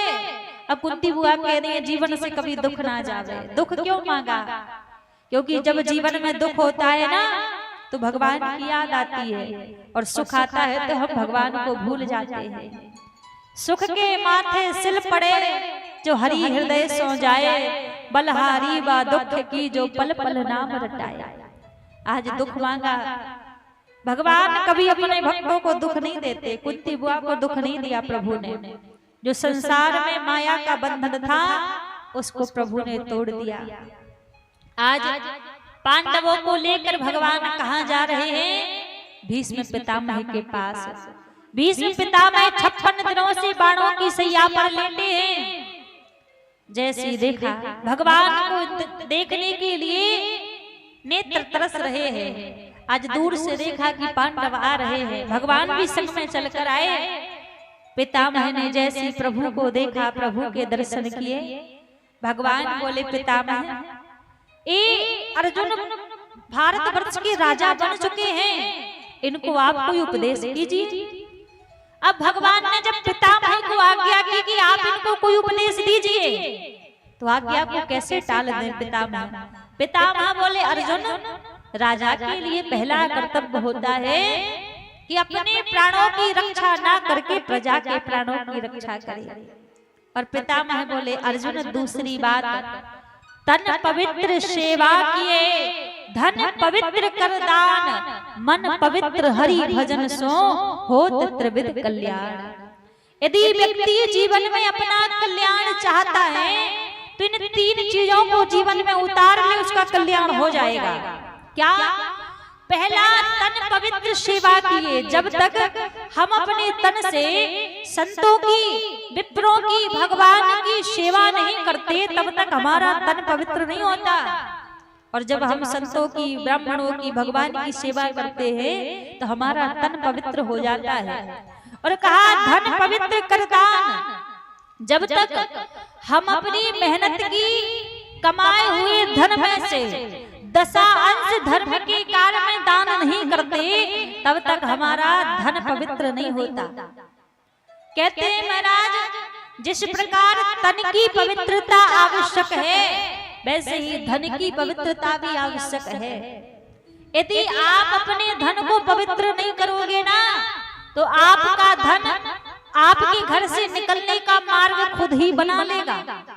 आज होता क्या है ना भैया, आप जानते हैं, कहीं जब धर्म कर्म का काम हो, पूजा पाठ का कोई कार्य हो, वहां कोई व्यक्ति आपसे कहे कि दान कर लो भैया, तो आप वहां दान करने के लिए हाथ सकोड़ सकते हैं, आप वहां दान करने से खुद को रोक सकते हैं।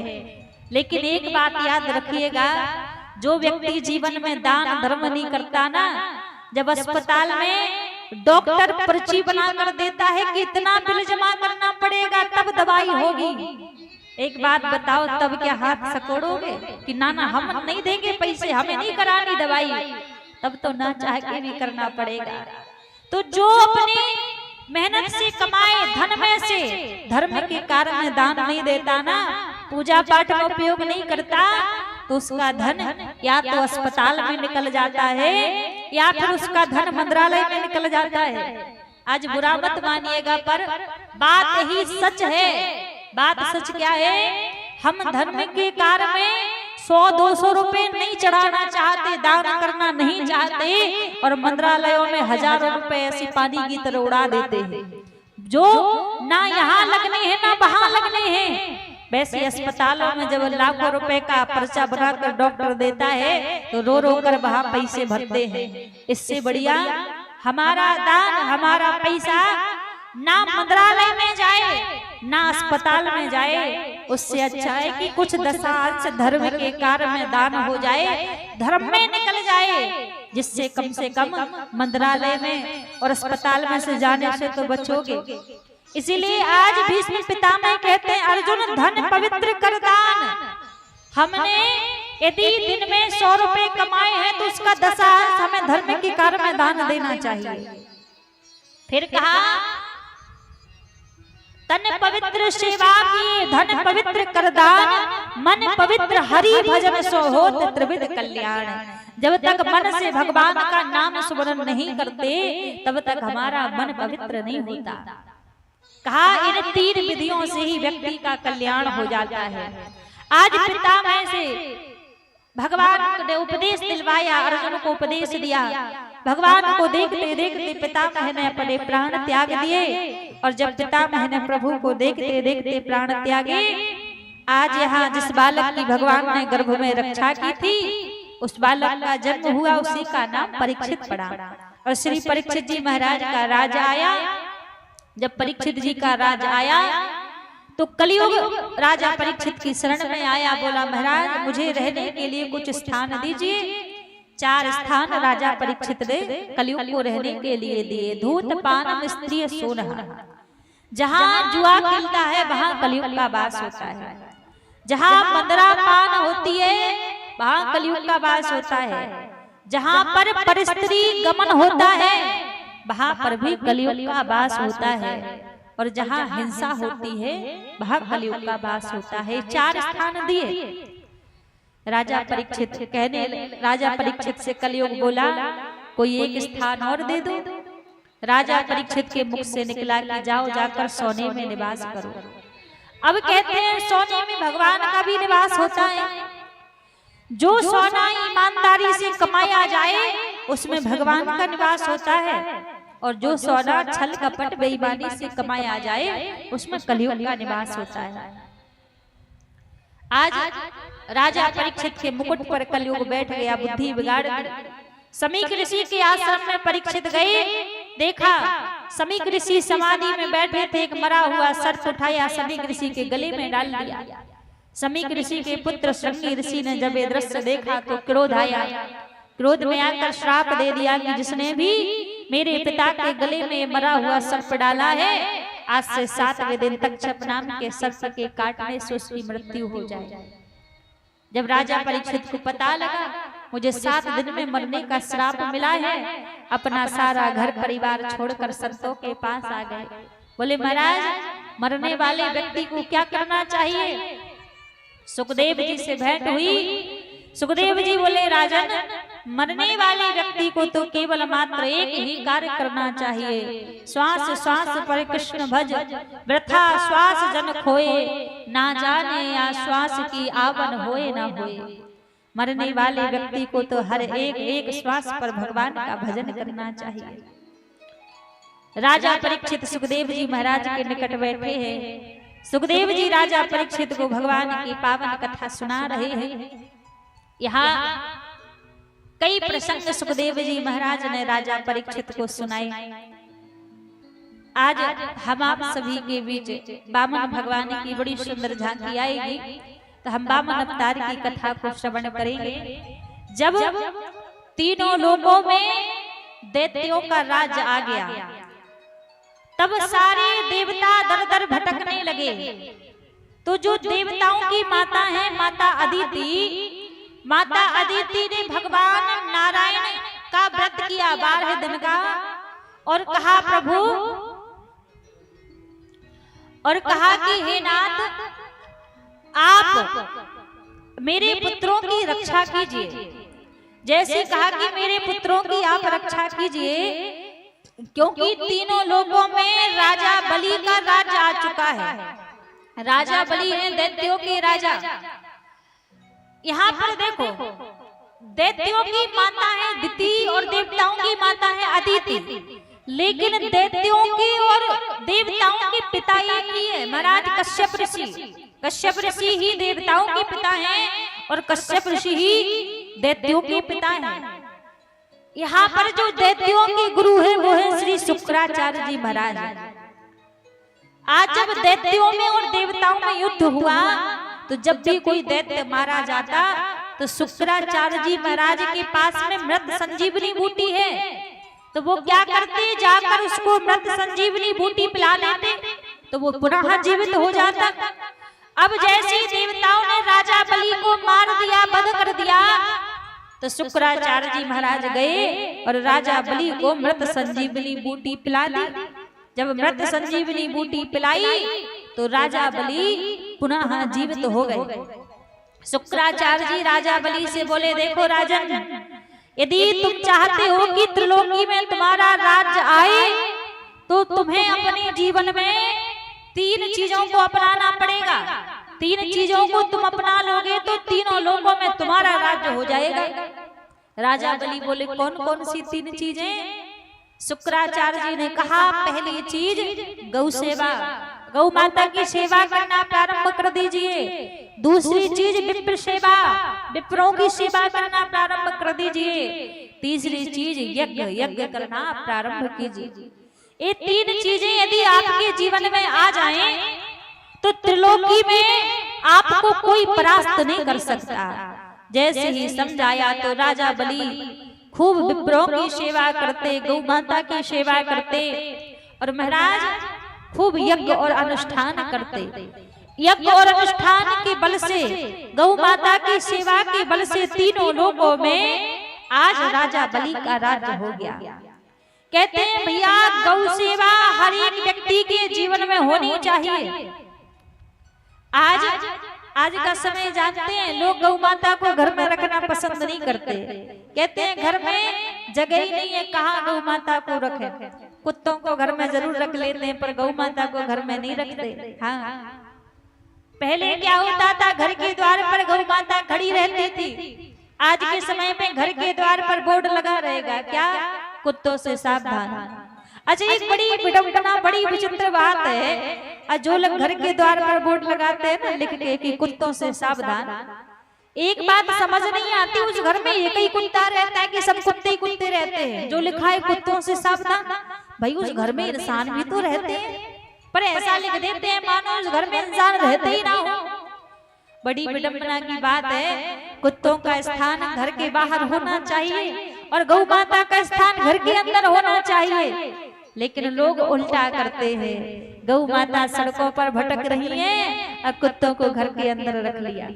हम ये नहीं कहते कि कुत्तों से आप द्वेष भावना रखो, नहीं, वो भी प्राणी है, उसके ऊपर भी दया दिखाओ, लेकिन जहाँ जिसका स्थान है उसका स्थान वहां निर्धारित करके रखिए। गौ माता का स्थान हमारे घर में है, गौ माता को तो हम इधर उधर भटकने के लिए छोड़ देते हैं। आज लोग गौ माताओं को घर में नहीं रखना चाहते। इस संसार में हमारी कहते हैं व्यक्ति की जन्म से लेकर मृत्यु तक 3 माँ होती हैं और तीनों माताओं का कर्ज हमारे ऊपर बराबर होता है। पहली माँ हमारी जन्मदात्री माँ, जिन्होंने हमें जन्म दिया है, वो जन्म देने वाली माता है। दूसरी माँ धरती मैया, जिसके ऊपर हमने जन्म लिया है, वो भी हमारी माँ है। और तीसरी माँ गौ माता। ये 3 हमारी माँ हैं और कहते हैं तीनों माँओं का कर्ज व्यक्ति कभी नहीं चुका पाता। जन्म देने वाली माँ कब तक दूध पिलाएगी आपको? जब तक आपके मुख में दांत नहीं आए, जब तक आप छोटे हैं तब तक दूध पिलाती है। लेकिन गौ माता तो आप बूढ़े भी हो जाते हैं ना, तब भी आपको दूध पिलाती है। लेकिन आज बड़ा कष्ट होता है, कुछ रुपया पैसों के पीछे व्यक्ति गौ माता को कसाईयों को बेच देता है, कसाईयों को गौ माताओं को दे देता है और कहता है हम क्या करें, गौ माता बूढ़ी हो गई है, दूध नहीं देती तो हम क्यों घर में रखें। अच्छा विचार करो, आप जैसे गौ माता से कहते हो कि अब तो ये बूढ़ी हो गई है, अब क्यों इसको घर में रखें। कल को आपके बच्चे भी आपसे कहे कि अब आप बूढ़े हो गए हो, किसी काम के नहीं बचे, तो आपको क्यों घर में रखें, कितनी पीड़ा होगी आपको भी। उसी प्रकार गौ माता को भी पीड़ा होती है भैया, वो मुख से बोलती नहीं है, पर तकलीफ तो होती है कि इसको मैंने जब तक मेरे तन में सामर्थ्य था मैंने इसको दूध पिलाया, और आज जब मैंने दूध देना बंद कर दिया तो इसने मुझे अपने घर से निकाल दिया। गौ माता का श्राप ऐसा लगता है कि कोई व्यक्ति उससे बच नहीं पाता। जिस घर के आंगन में यदि गौ माता खड़ी रहती है तो आप जानते हैं उस घर के आंगन में जब भी कोई संकट आएगा तो वो संकट सबसे पहले वो गौ माता अपने ऊपर ले लेती है, उसके बाद वो संकट उस घर के मालिक तक जाता है। वो गौ माता अपने ऊपर वो संकट लेती है। लेकिन भैया आज हम गौ माताओं को सड़कों पर भटकने के लिए छोड़ देते हैं। आज जो हम स्थिति देख रहे हैं ना इस भारत भूमि की, कहीं अकाल पड़ रहा है तो कहीं भूकंप आ रहा है, कहीं बारिश ही बारिश हो रही है। ये सारी स्थिति किस कारण से है? इसका कारण कोई दूसरा नहीं है, केवल एक ही कारण है, गौ माता का श्राप। जब तक इस भारत की भूमि में गाय कटेगी तब तक इस भारत वर्ष को कोई बचा नहीं सकता है, कोई नहीं बचा सकता। अरे अभी 2-3 दिन पहले की एक बात है, बड़ा दुख हुआ देखकर। कुछ दोगले हिंदू, उनको तो हिंदू कहने में भी शर्म लगती है, सनातनी कहने में भी शर्म लगती है, इसलिए कह रहे हैं कुछ दोगले हिंदू तमिलनाडु की भूमि में अभी ईद का पर्व था ना, तो बाजारों में गौ माताओं को लेके खड़े हैं। अब वीडियो बना बना के कह रहे हैं कि वहां के नेता ने कह दिया है कि कोई भी गौ माता को नहीं खरीदेगा, जो भी खरीदेगा बकरे कोई खरीदेगा। तो वो दोगले हिंदू रो रो कर कह रहे हैं कि अरे जब गौ माता पशु बाजार में गौ ही नहीं खरीदी जाएगी तो हमारा घर कैसे चलेगा। अरे डूब के मर जाना चाहिए, तुम अपनी माँ को बेचकर अपना घर चलाना चाह रहे हो, तुम अपनी माँ की हत्या करके तुम अपना पेट भरना चाह रहे हो। जो गौ माता को कुछ पैसों के पीछे बेच देना भैया, वो हिंदू तो हो ही नहीं सकता है। ना जाने हिंदू के चोले में बैठा वो कोई दुष्कर्मी ही होगा, क्योंकि कोई सनातनी गौ माता के ऊपर ऐसा अत्याचार होते हुए नहीं देख सकता। हम आपसे निवेदन करें भैया, शास्त्र कहता है एक बार यदि गौ माता हमारे घर में आ गई ना तो हमारे घर से उस गौ माता की मृत दे ही जानी चाहिए, वो दूध दे अन्यथा बिल्कुल भी दूध ना दे। पर उस गौ माता को हमें कुछ पैसों के लिए, हमें उन गौ हत्यारों के लिए नहीं बेचना चाहिए, क्योंकि उसकी जो पीड़ा, जो हृदय की जो तकलीफ जब निकलती है ना, तो हमें इस भारत की भूमि में कोई नहीं बचा सकता। हम जिस भगवान को पूजते हैं ना, उस भगवान की आराध्या भी वो गौ माता है। गौ माता ही उस गोविंद की आराध्य है। जिस गौ माता को हम आज पूजा करते हैं, जिसकी हम आराधना किया करते हैं, इसलिए हम निवेदन करेंगे आपकी। अच्छा एक बात बताइए, किस किस के घर में गौ माता है? हाथ ऊपर करके दिखाओ। अच्छा, जिनके नीचे हाथ उनके घर में नहीं है। देखो, प्रयास करो, गौ माता तो सबके ही घर में होनी चाहिए। आज लोग गौ माता को नहीं रखते, बोलते गौशाला में गौ माता रहेगी। गौशाला में कितनी गौ माता रह लेंगी? हमारे सबके घर में गौ माता होनी चाहिए। जब तक हमारे घर में गौ माता नहीं है, गौ सेवा नहीं है, तब तक हम सच्चे भक्त नहीं हो सकते, राम और कृष्ण के भक्त नहीं हो सकते।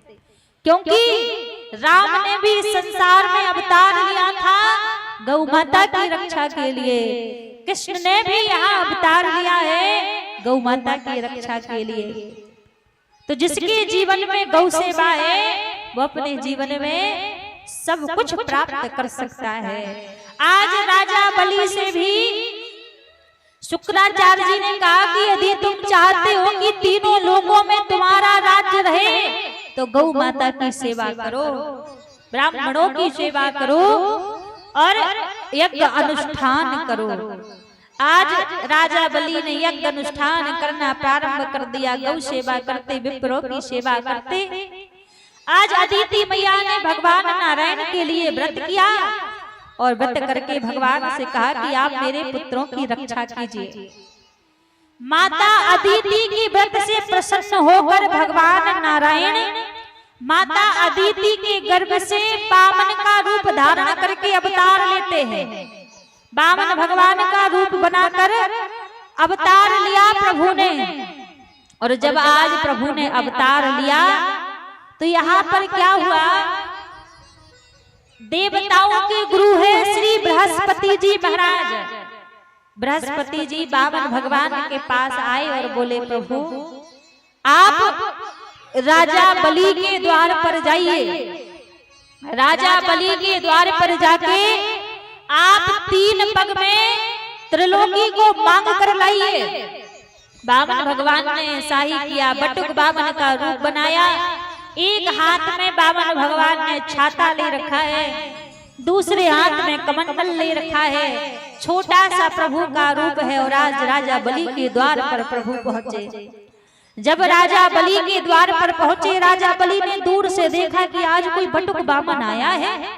यज्ञ मंडप में राजा बलि बैठे थे। बामन भगवान को देखकर यज्ञ मंडप से खड़े हो गए और तुरंत स्वागत करने के लिए पहुंचे। आज तो मैं धन्य हो गया जो बटुक बामन मेरे द्वार पर पधारे हैं। राजा बलि बोले, प्रभु ये बताइए, आज आप राजा बलि के द्वार पर आए हैं, मैं कैसे आपकी सेवा करूं? आप मांगो, आपको क्या चाहिए? बामन भगवान बोले, देखो मैं कुछ मांगने के लिए नहीं आया हूँ, मैं तो ऐसी भ्रमण करने के लिए आया हूँ।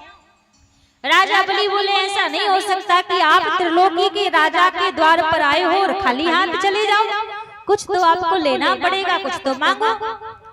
बामन भगवान बोले, अच्छा जब इतना आपका भाव है देने का, तो ऐसा करो मुझे 3 पग भूमि दे दो, वो भी मेरे पैरों से नाप के।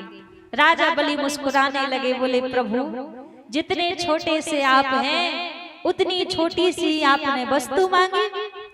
3 पग भूमि में आपके बैठने योग्य जगह भी नहीं बनेगी, कुछ ज्यादा मांग लो। राजा बलि से भगवान बोले, नाना देना है तो इतना ही दे दो, मुझे इससे ज्यादा कुछ नहीं चाहिए, वरना मैं तो चला। जैसे कहा कि वरना मैं तो चला। राजा बलि बोले, प्रभु जाइए मत, जब आप ज्यादा कुछ नहीं चाहते तो ऐसा कीजिए, जहां से आपका मन हो 3 पग भूमि नाप लो। बामन भगवान बोले नाना ऐसे थोड़ी ना नापेंगे, पहले पूरी लिखा पढ़ी करो, कल को आप कहने लग जाओ कि हमारी भूमि हमें वापस लौटाओ, ऐसे थोड़ी ना चलेगा, पहले आप संकल्प करो। और जैसे आज राजा बलि ने संकल्प की बात कही तो राजा बलि ने जैसे ही संकल्प किया और संकल्प करते ही भगवान ने आज विराट रूप धारण कर लिया। और जैसे प्रभु ने विराट रूप धारण किया, एक पग में भगवान ने आकाश पाताल को नाप लिया, दूसरे पग में स्वर्ग लोक को नाप लिया, 2 पग में ही भगवान ने यहाँ 3 लोकों को नाप लिया। जब 2 पग में ही 3 लोकों को नाप लिया तो यहाँ पर बामन भगवान राजा बलि से बोले प्रभु, बोले राजा ने एक बात बताओ, यदि तुम अपना संकल्प पूरा नहीं करोगे तो तुम्हें पाप लगेगा, इसलिए बताओ अब तो तुम्हारे पास कुछ बचा ही नहीं है, मैं अपना तीसरा पग कहाँ रखूं? जैसे कहा कि तीसरा पग कहाँ रखूं? राजा बलि हाथ जोड़कर बोले प्रभु एक बात बताओ, दान बड़ा होता है या दानी बड़ा होता है? जैसे कहा भगवान बोले दानी बड़ा होता है। तो राजा बलि कहने लगे प्रभु फिर ऐसा कीजिए, आप कृपा करके अपना तीसरा पग मेरे मस्तक पर रख दीजिए। और जैसे तीसरा पग कहा मस्तक पर रख दीजिए, राजा बलि ने अपना सर झुकाया और भगवान वामन देव ने तीसरा पग राजा बलि के मस्तक पर रख दिया। जब तीसरा पग राजा बलि के मस्तक पर रखा, अब वामन भगवान बोले राजन वरदान मांगो, क्या चाहिए? जो मांगोगे मैं तुम्हें प्रदान कर दूंगा, मांग लो क्या चाहिए? राजा बलि बोले प्रभु मैं एक बार जो दे देता हूँ ना फिर वापस नहीं लेता, अभी अभी मैंने ही तो आपको दिया है और आप कह रहे हैं कि मांग लो क्या चाहिए, मुझे कुछ नहीं चाहिए। वामन भगवान बोले राजा मौका है तुम्हारे पास में, मांग लो, दोबारा ऐसा अवसर नहीं मिलेगा। अब जैसे कहा तो राजा बलि बोले प्रभु जब देना चाहते हैं तो ऐसा कीजिए, जब भी मैं अपने महल के द्वार पर बाहर निकलूं महल से तो मुझे महल के द्वार पर आपके दर्शन हो, और जब भी मैं अपने महल में अंदर जाऊं तो भी मुझे अपने महल के द्वार पर आपके दर्शन हो। भगवान बोले अच्छा तो ये महल के द्वार पर बाहर भीतर क्यों कर रहे हो? सीधा सीधा बोल दो ना कि प्रभु आप मेरे द्वार के चौकीदार बन जाओ। द्वार पर, घर के द्वार पर कौन रहता है? बोले चौकीदार ही तो रहता है। आज राजा बलि के उस भाव को भगवान ने देखा और आज भगवान राजा बलि के द्वार पर चौकीदारी करने लगे, पहरा देने लगे। धीरे धीरे समय बीता, अब वैकुंठ में माता लक्ष्मी अकेले बैठी हुई हैं। जब वैकुंठ में माता लक्ष्मी अकेले बैठी हैं, आज नारद जी पहुंचे माता लक्ष्मी के पास में, कहा देवी आप तो यहाँ विश्राम कर रही हैं, लेकिन शायद आप नहीं जानती कि आपके पति तो राजा बलि के द्वार पर चौकीदारी कर रहे हैं, द्वार पर पहरा दे रहे हैं। जैसे कहा कि द्वार पर पहरा दे रहे हैं तो आज लक्ष्मी मैया ने क्या किया, एक दासी का रूप बनाया और एक दासी का रूप बनाकर राजा बलि के महलों में पहुंच गई, सेवा करने लगी, दासी का कार्य करने लगी। जब दासी का कार्य करने लगी तो आज क्या हुआ, राखी का दिन आया, सावन का महीना चल रहा था तो राखी का दिन आया। आज सारी बहनें अपने अपने भाई को राखी बांधने के लिए जाने लगी। तो आज जब सारी बहनें जाने लगी, लक्ष्मी मैया नहीं गई, तो राजा बलि आए, बोले अरे बहन आज तुझे अपने भाई को राखी बांधने के लिए नहीं जाना है क्या? जैसे कहा तो लक्ष्मी मैया बोली भैया मेरा कोई भाई नहीं है, जैसे कहा कि मेरा कोई भाई नहीं है। राजा बलि बोले देख कितनी पागल है, मुझे भैया भी कहती है और ये भी कहती है कि मेरा कोई भाई नहीं है। राजा बलि ने अपने हाथ को सामने कर दिया और बोले आज से मैं तेरा भाई हूं, आज से तुम मुझे राखी बांधो।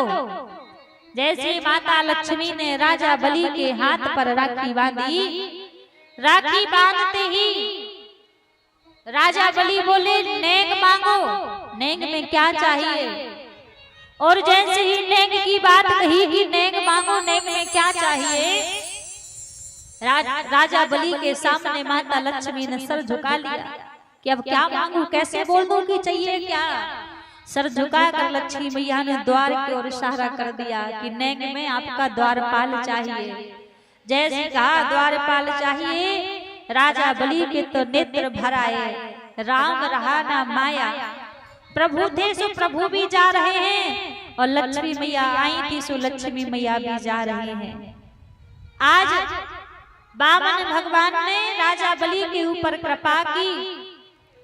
आज जिस प्रकार राजा बलि के ऊपर वामन भगवान ने कृपा की, वैसे ही हम सभी के ऊपर भी कृपा करने के लिए वामन भगवान कुछ ही क्षणों में हम सभी के मध्य, हम सभी को दर्शन देने के लिए, हम सभी के दुखों का हरण करने के लिए वामन भगवान पधार रहे हैं। जैसे राजा बलि के द्वार पर प्रभु भिक्षा मांगने के लिए गए थे, वैसे आज हम सभी के मध्य भी प्रभु भिक्षा लेने के लिए पधार रहे हैं। कुछ ही क्षणों में हम आप सभी वामन भगवान का स्वागत करेंगे। कैसे प्रभु, जैसे ही प्रभु राजा बलि के द्वार पर गए थे, वैसे आज हम सबके मध्य वामन भगवान की बड़ी सुंदर छवि कुछ ही देर में पधारने वाली है। सभी वामन भगवान का स्वागत करेंगे। रूपे वामन को बनायो बिहारी जी ने, भेसे वामन को बनायो बिहारी जी ने, वामन को बनायो बिहारी जी ने, रूपे वामन को बनायो बिहारी जी ने, रूप वामन को बनायो बिहारी जी ने। हाँ हाँ बिहारी जी ने, हाँ हाँ बिहारी जी ने, हाँ बिहारी जी ने, ओ बिहारी जी ने, ऐसे वामन को बनायो बिहारी जी ने, रूप वामन को बनायो बिहारी जी ने, ऐसे वामन को बनायो बिहारी जी ने, भेद वामन को बनायो बिहारी जी ने। जय हो।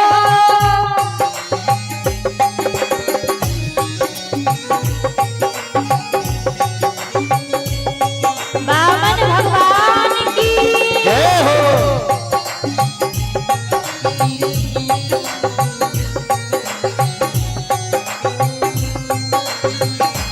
और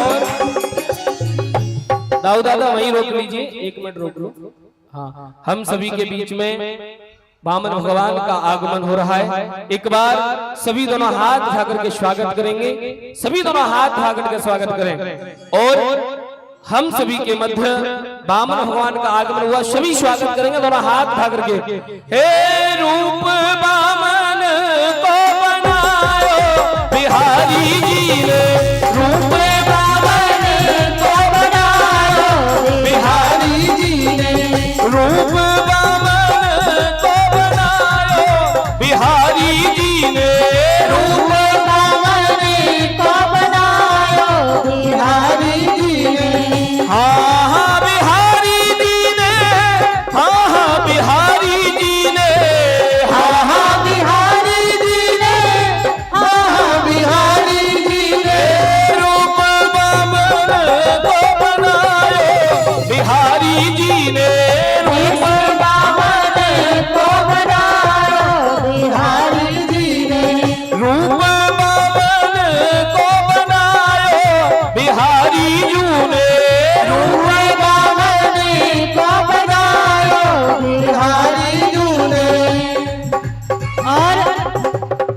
हम सभी के मध्य बामन भगवान का आगमन हो चुका है। एक बार सभी लोग जयकारा लगाएंगे, बोलिए बामन भगवान की जय हो।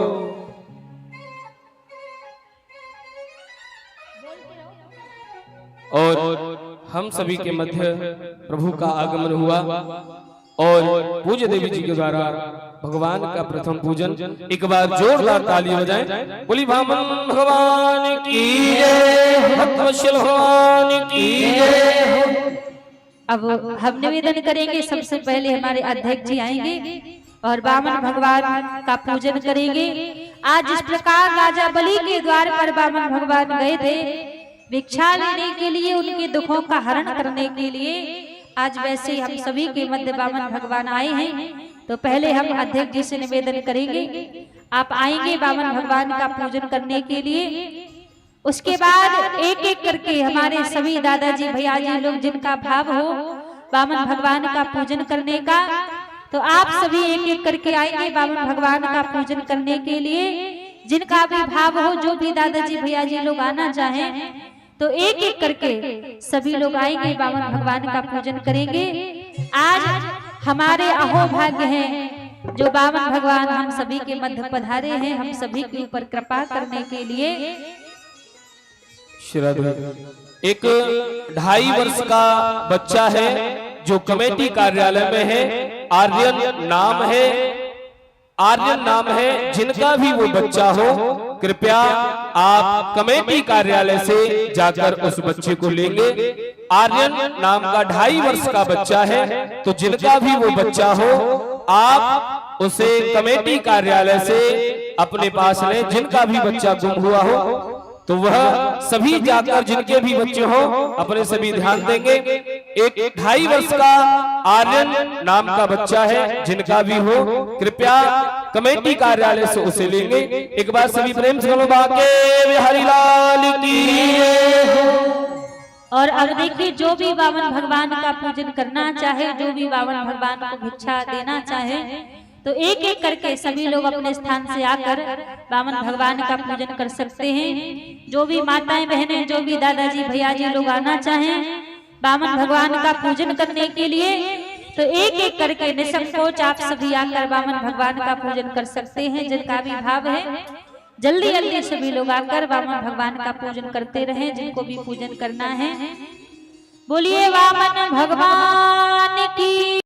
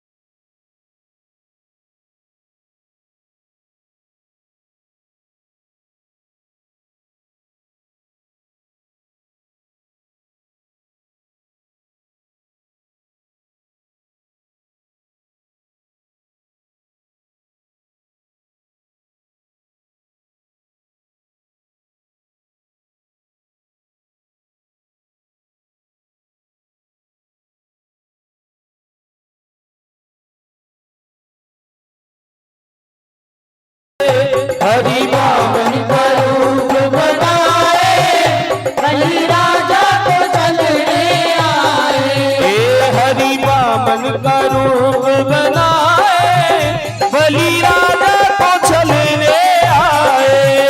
हरि बामन का वेश बनाए बलि राजा को चलने आए। हे बलि राजा को चलने आए। बलि राजा को चलने आए। हे हरि बामन का रूप बनाए बलि राजा को चलने आए।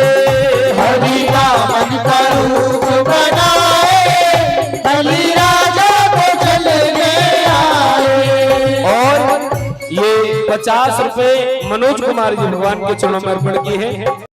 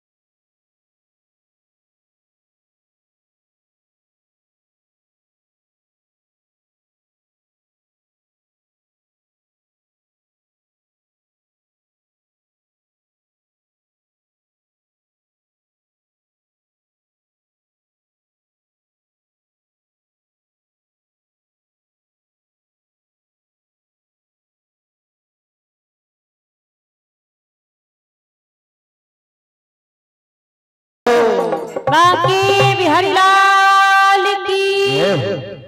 एक बार सभी लोग दोनों हाथ पर खड़े करके, सभी सीधे सीधे हाथ करके राधा रानी के नाम को गाते हुए आज की कथा विश्राम की ओर चलेंगे।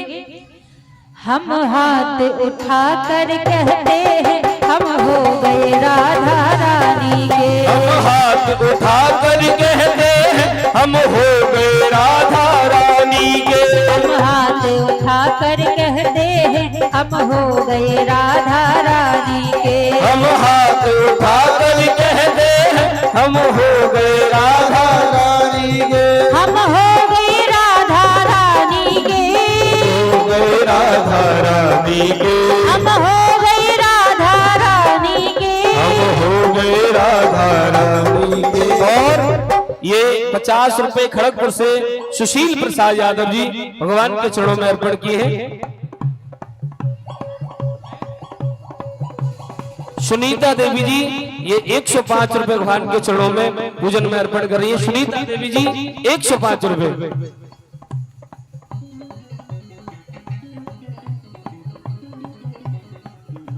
ये धनमनी पाटेश्वरी नौदेवी जी 100 रुपए भगवान के चरणों में अर्पण की है। एक बार इनके लिए भी जोरदार ताली बजाएं। एक बार सभी के लिए जोरदार ताली बजाएं।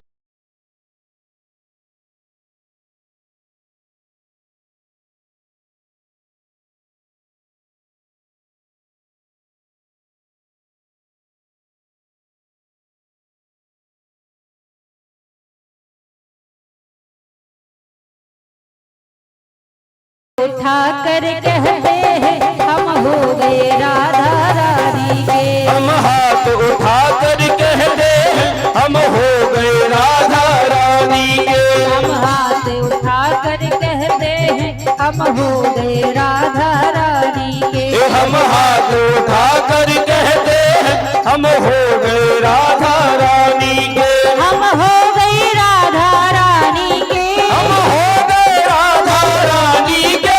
ऊंचे बरसाने बारी के। ऊंचे बरसाने वाली के। ऐसे नहीं, सीधे सीधे हाथ करके सबके हाथ ऊपर होने चाहिए, बिल्कुल सीधे सीधे। हम झूम झूम कर कहते हैं हम हो गए राधा रानी के। हम झूम झूम कर कहते हैं हम हो गए राधा रानी के। जय हो बाके बिहारी लाल की जय हो।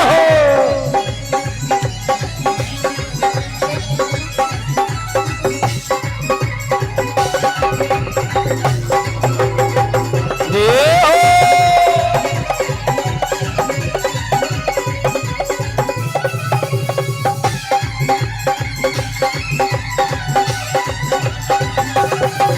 हरि बोल। जय हो।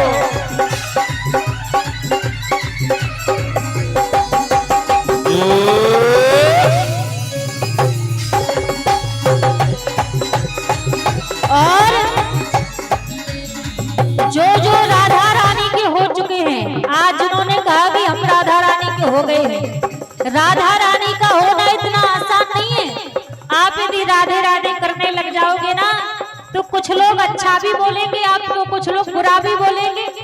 कहीं ऐसा ना हो कि जब तक लोग अच्छा कहे सो खूब राधे राधे करते रहो, अब लोग यदि बुरा कहना चालू करने से राधे राधे कहना बंद कर दिया। ऐसा नहीं होना चाहिए।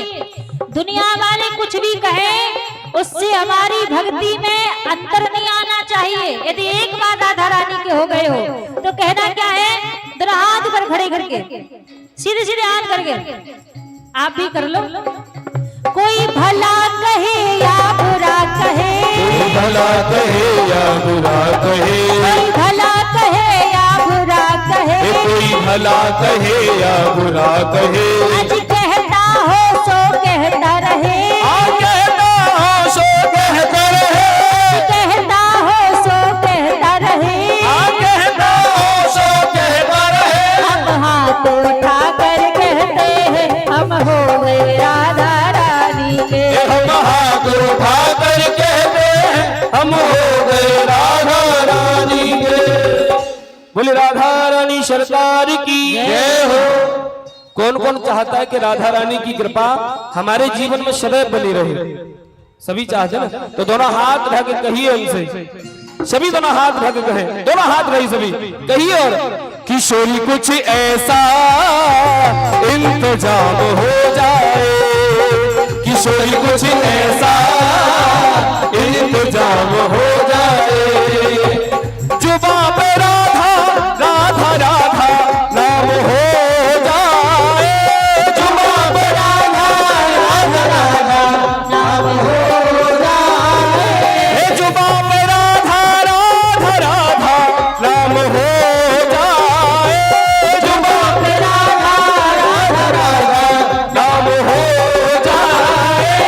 किशोरी कुछ ऐसा इंतजाम हो जाए, किशोरी कुछ ऐसा इंतजाम हो और सभी दोनों हाथ उठा करके बोले, अरे दोनों हाथ भाई एक मिनट नीचे करें।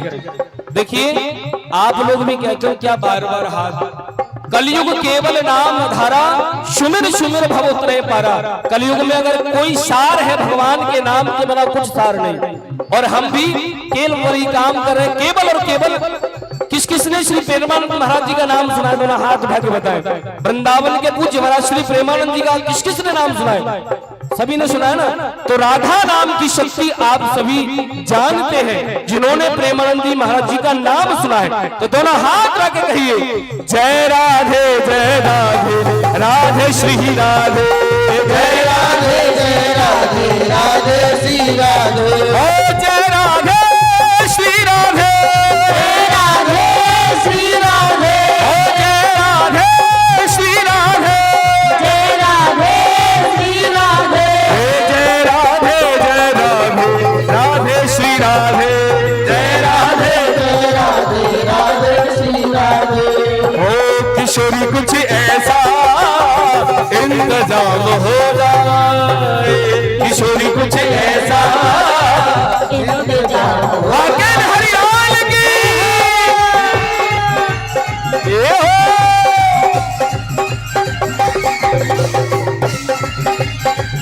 राधे हरि बोल।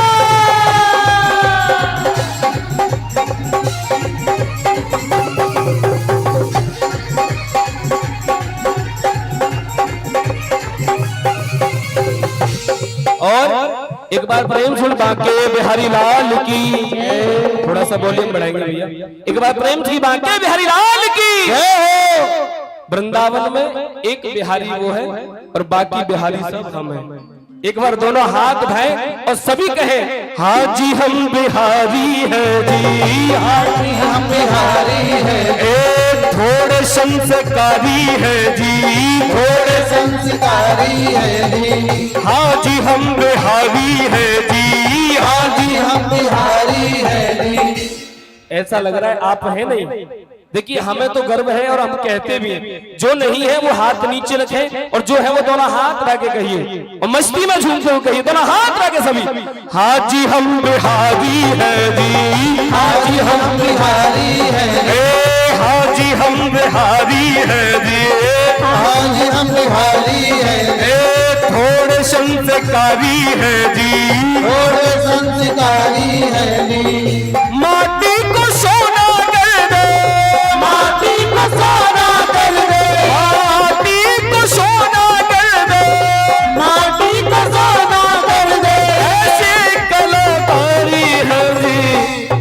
एक बार आप सभी की आवाज आनी चाहिए, हाँ जी हम बिहारी है, हाँ जी हम बिहारी, हाँ जी हम बिहारी है जी। आप सभी की आवाज नहीं आ रही, हाँ जी हम बिहारी है। भोजन कौन कौन करके आया? हाथ उठाए। नहीं करके आए? करके भैया थोड़ा सा भोजन को सो दिखाओ, हम अभी जाके करेंगे। देखो फिर भी आपसे ज्यादा आवाज है।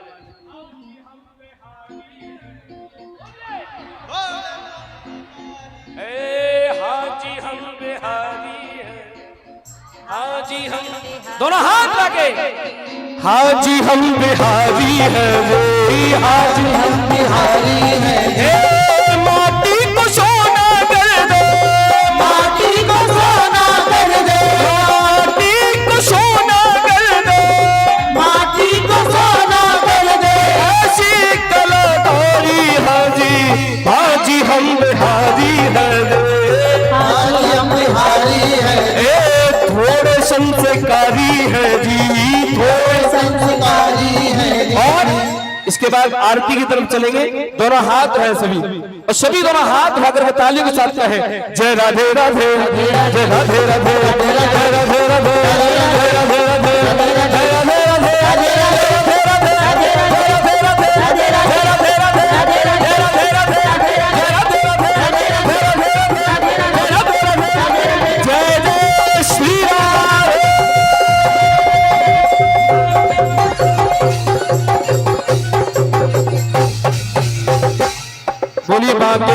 बिहारी लाल की जय, राधा रानी सरकार की जय। और आरती के लिए कृपया मंच पे आ जाएंगे जितने भी हमारे जो भी भैया जन हैं, सब शीघ्र शीघ्र आएंगे। और कल आप हम सभी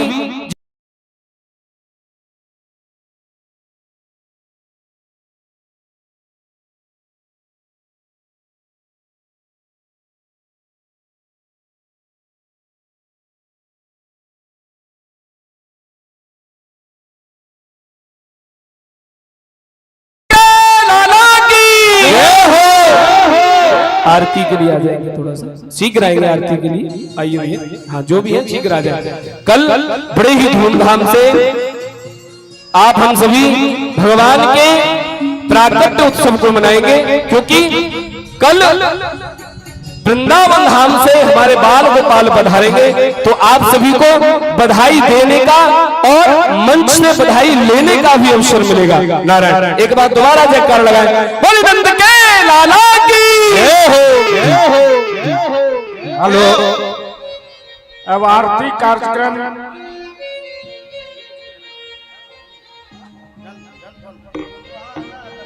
आरती के कार्यक्रम में हमारे दौलत सिंह जी, श्री प्रकाश जी, सूर्य नारायण जी, उमेश यादव जी, विनोदी जी, सभी लोग मंच पे आवे और ठाकुर प्रसाद का आरती करें। मेले में है और हम चाहेंगे कि आप माल्यार्पण में लेट आने के कारण अब आप आरती में भाग लें और आरती करें ठाकुर जी का। श्री प्रकाश जी, सूर्य नारायण जी, विनोदी जी, दौलत सिंह जी, नवीन जी, सारे और जिनको भी आरती में भाग लेना है सभी लोग आरती में आके भाग ले सकते हैं। आइए स्टेज पर आकर आरती में भाग लें। इसी के साथ श्री श्री 108 लक्ष्मी नारायण महायज्ञ ग्राम कठनी की ओर से सभी को आप हार्दिक अभिनंदन, धन्यवाद।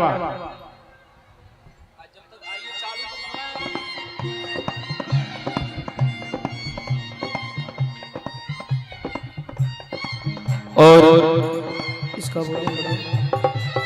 जिनका नाम लिया गया है, अगर सभी कृपया हमारा आवाज सुन रहे हो तो जिनका भी नाम लिया है शीघ्र आरती के लिए मंच पर आएंगे और चप्पलें उतार देंगे नीचे।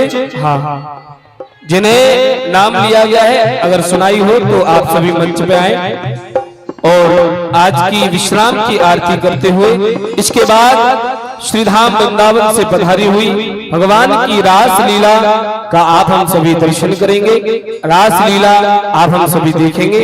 आइए आरती की तरफ आप हम सभी चलते हैं। नारायण, अरे मैया बड़ी जल्दी बैठ जाओ आप सभी, जो है थोड़े से खड़े है जाओ भाई आरती के लिए, अपनी जगह खड़े हो जाएंगे आरती के लिए आप सभी। हाँ, देखिए हमें कोई शौक नहीं आपको खड़ा करने का, लेकिन विधान है कि भगवान की आरती खड़े होकर के करनी चाहिए। हाँ, तो सभी खड़े हो जाएं और खड़े होकर के ही आप सभी भगवान की आरती में सम्मिलित होंगे। नारायण, बोली श्री बांके बिहारी लाल की जय। आइए जिनका नाम उच्चारण किया गया है अगर वो यहाँ है तो कृपया मंच पर आ जाएंगे। नारायण, आइए तब तक आप हम सभी आरती प्रारंभ करते हैं। बोली श्री बांके बिहारी लाल की जय, भक्त वत्सल भगवान की जय, श्री वृंदावन धाम की जय। जय श्री राम। हरि ओम। ओम चंद्रमा मनसोदादिचक्षुः सूर्यो भजायत, श्रोत्राद्वादश प्राण शुभं गगनेन जायतः। श्री बांके बिहारी तेरी आरती गाओ, बांके बिहारी तेरी आरती गाओ, हे गिरधर तेरी आरती गाओ, हे गिरधर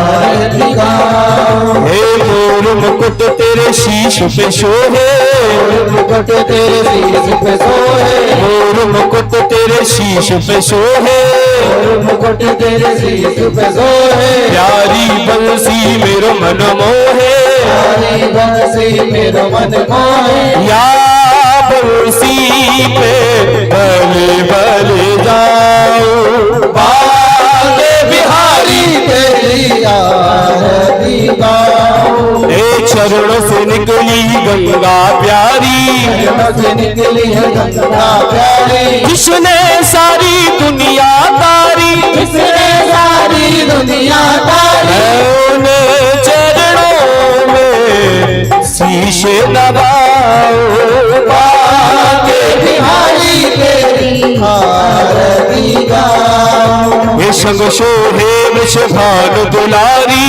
सोहे वृषभान दुलारी, हे ललिता विशाखा सखिया प्यारी, विशाखा सखिया प्यारी, मैं वास सदा वृंदावन पाऊं, बाले बिहारी तेरी आरती गाऊं। हे कर्पूर गौरम करुणावतारम संसार सारम भुजगेंद्रहार सदा वसंतम हृदयारविंदे भवं भवानी सहितं नमामि। हे त्वमेव माता च पिता त्वमेव, त्वमेव बन्धु च शिखा त्वमेव, त्वमेव वेद्या विमलं त्वमेव, त्वमेव सर्वं मम देव देव, ओ त्वमेव सर्वं मम देव देव। त्वमेव सर्वं मम देव देव। एक बार पुनः दोनों हाथ उठा के महामंत्र के साथ आज की कथा विश्राम करेंगे। दोनों हाथ हैं सभी और सभी बोलेंगे साथ में, हे हरे कृष्णा कृष्ण कृष्णा हरे हरे, हरे राम राम राम हरे हरे, हे हरे कृष्ण कृष्ण कृष्ण हरे हरे, हरे राम राम राम हरे, हरे कृष्ण कृष्ण कृष्ण हरे हरे, हरे राम राम हरे, हरे कृष्णा कृष्ण कृष्ण हरे हरे, हरे राम राम राम हरे हरे, कृष्ण कृष्ण हरे हरे, राम राम हरे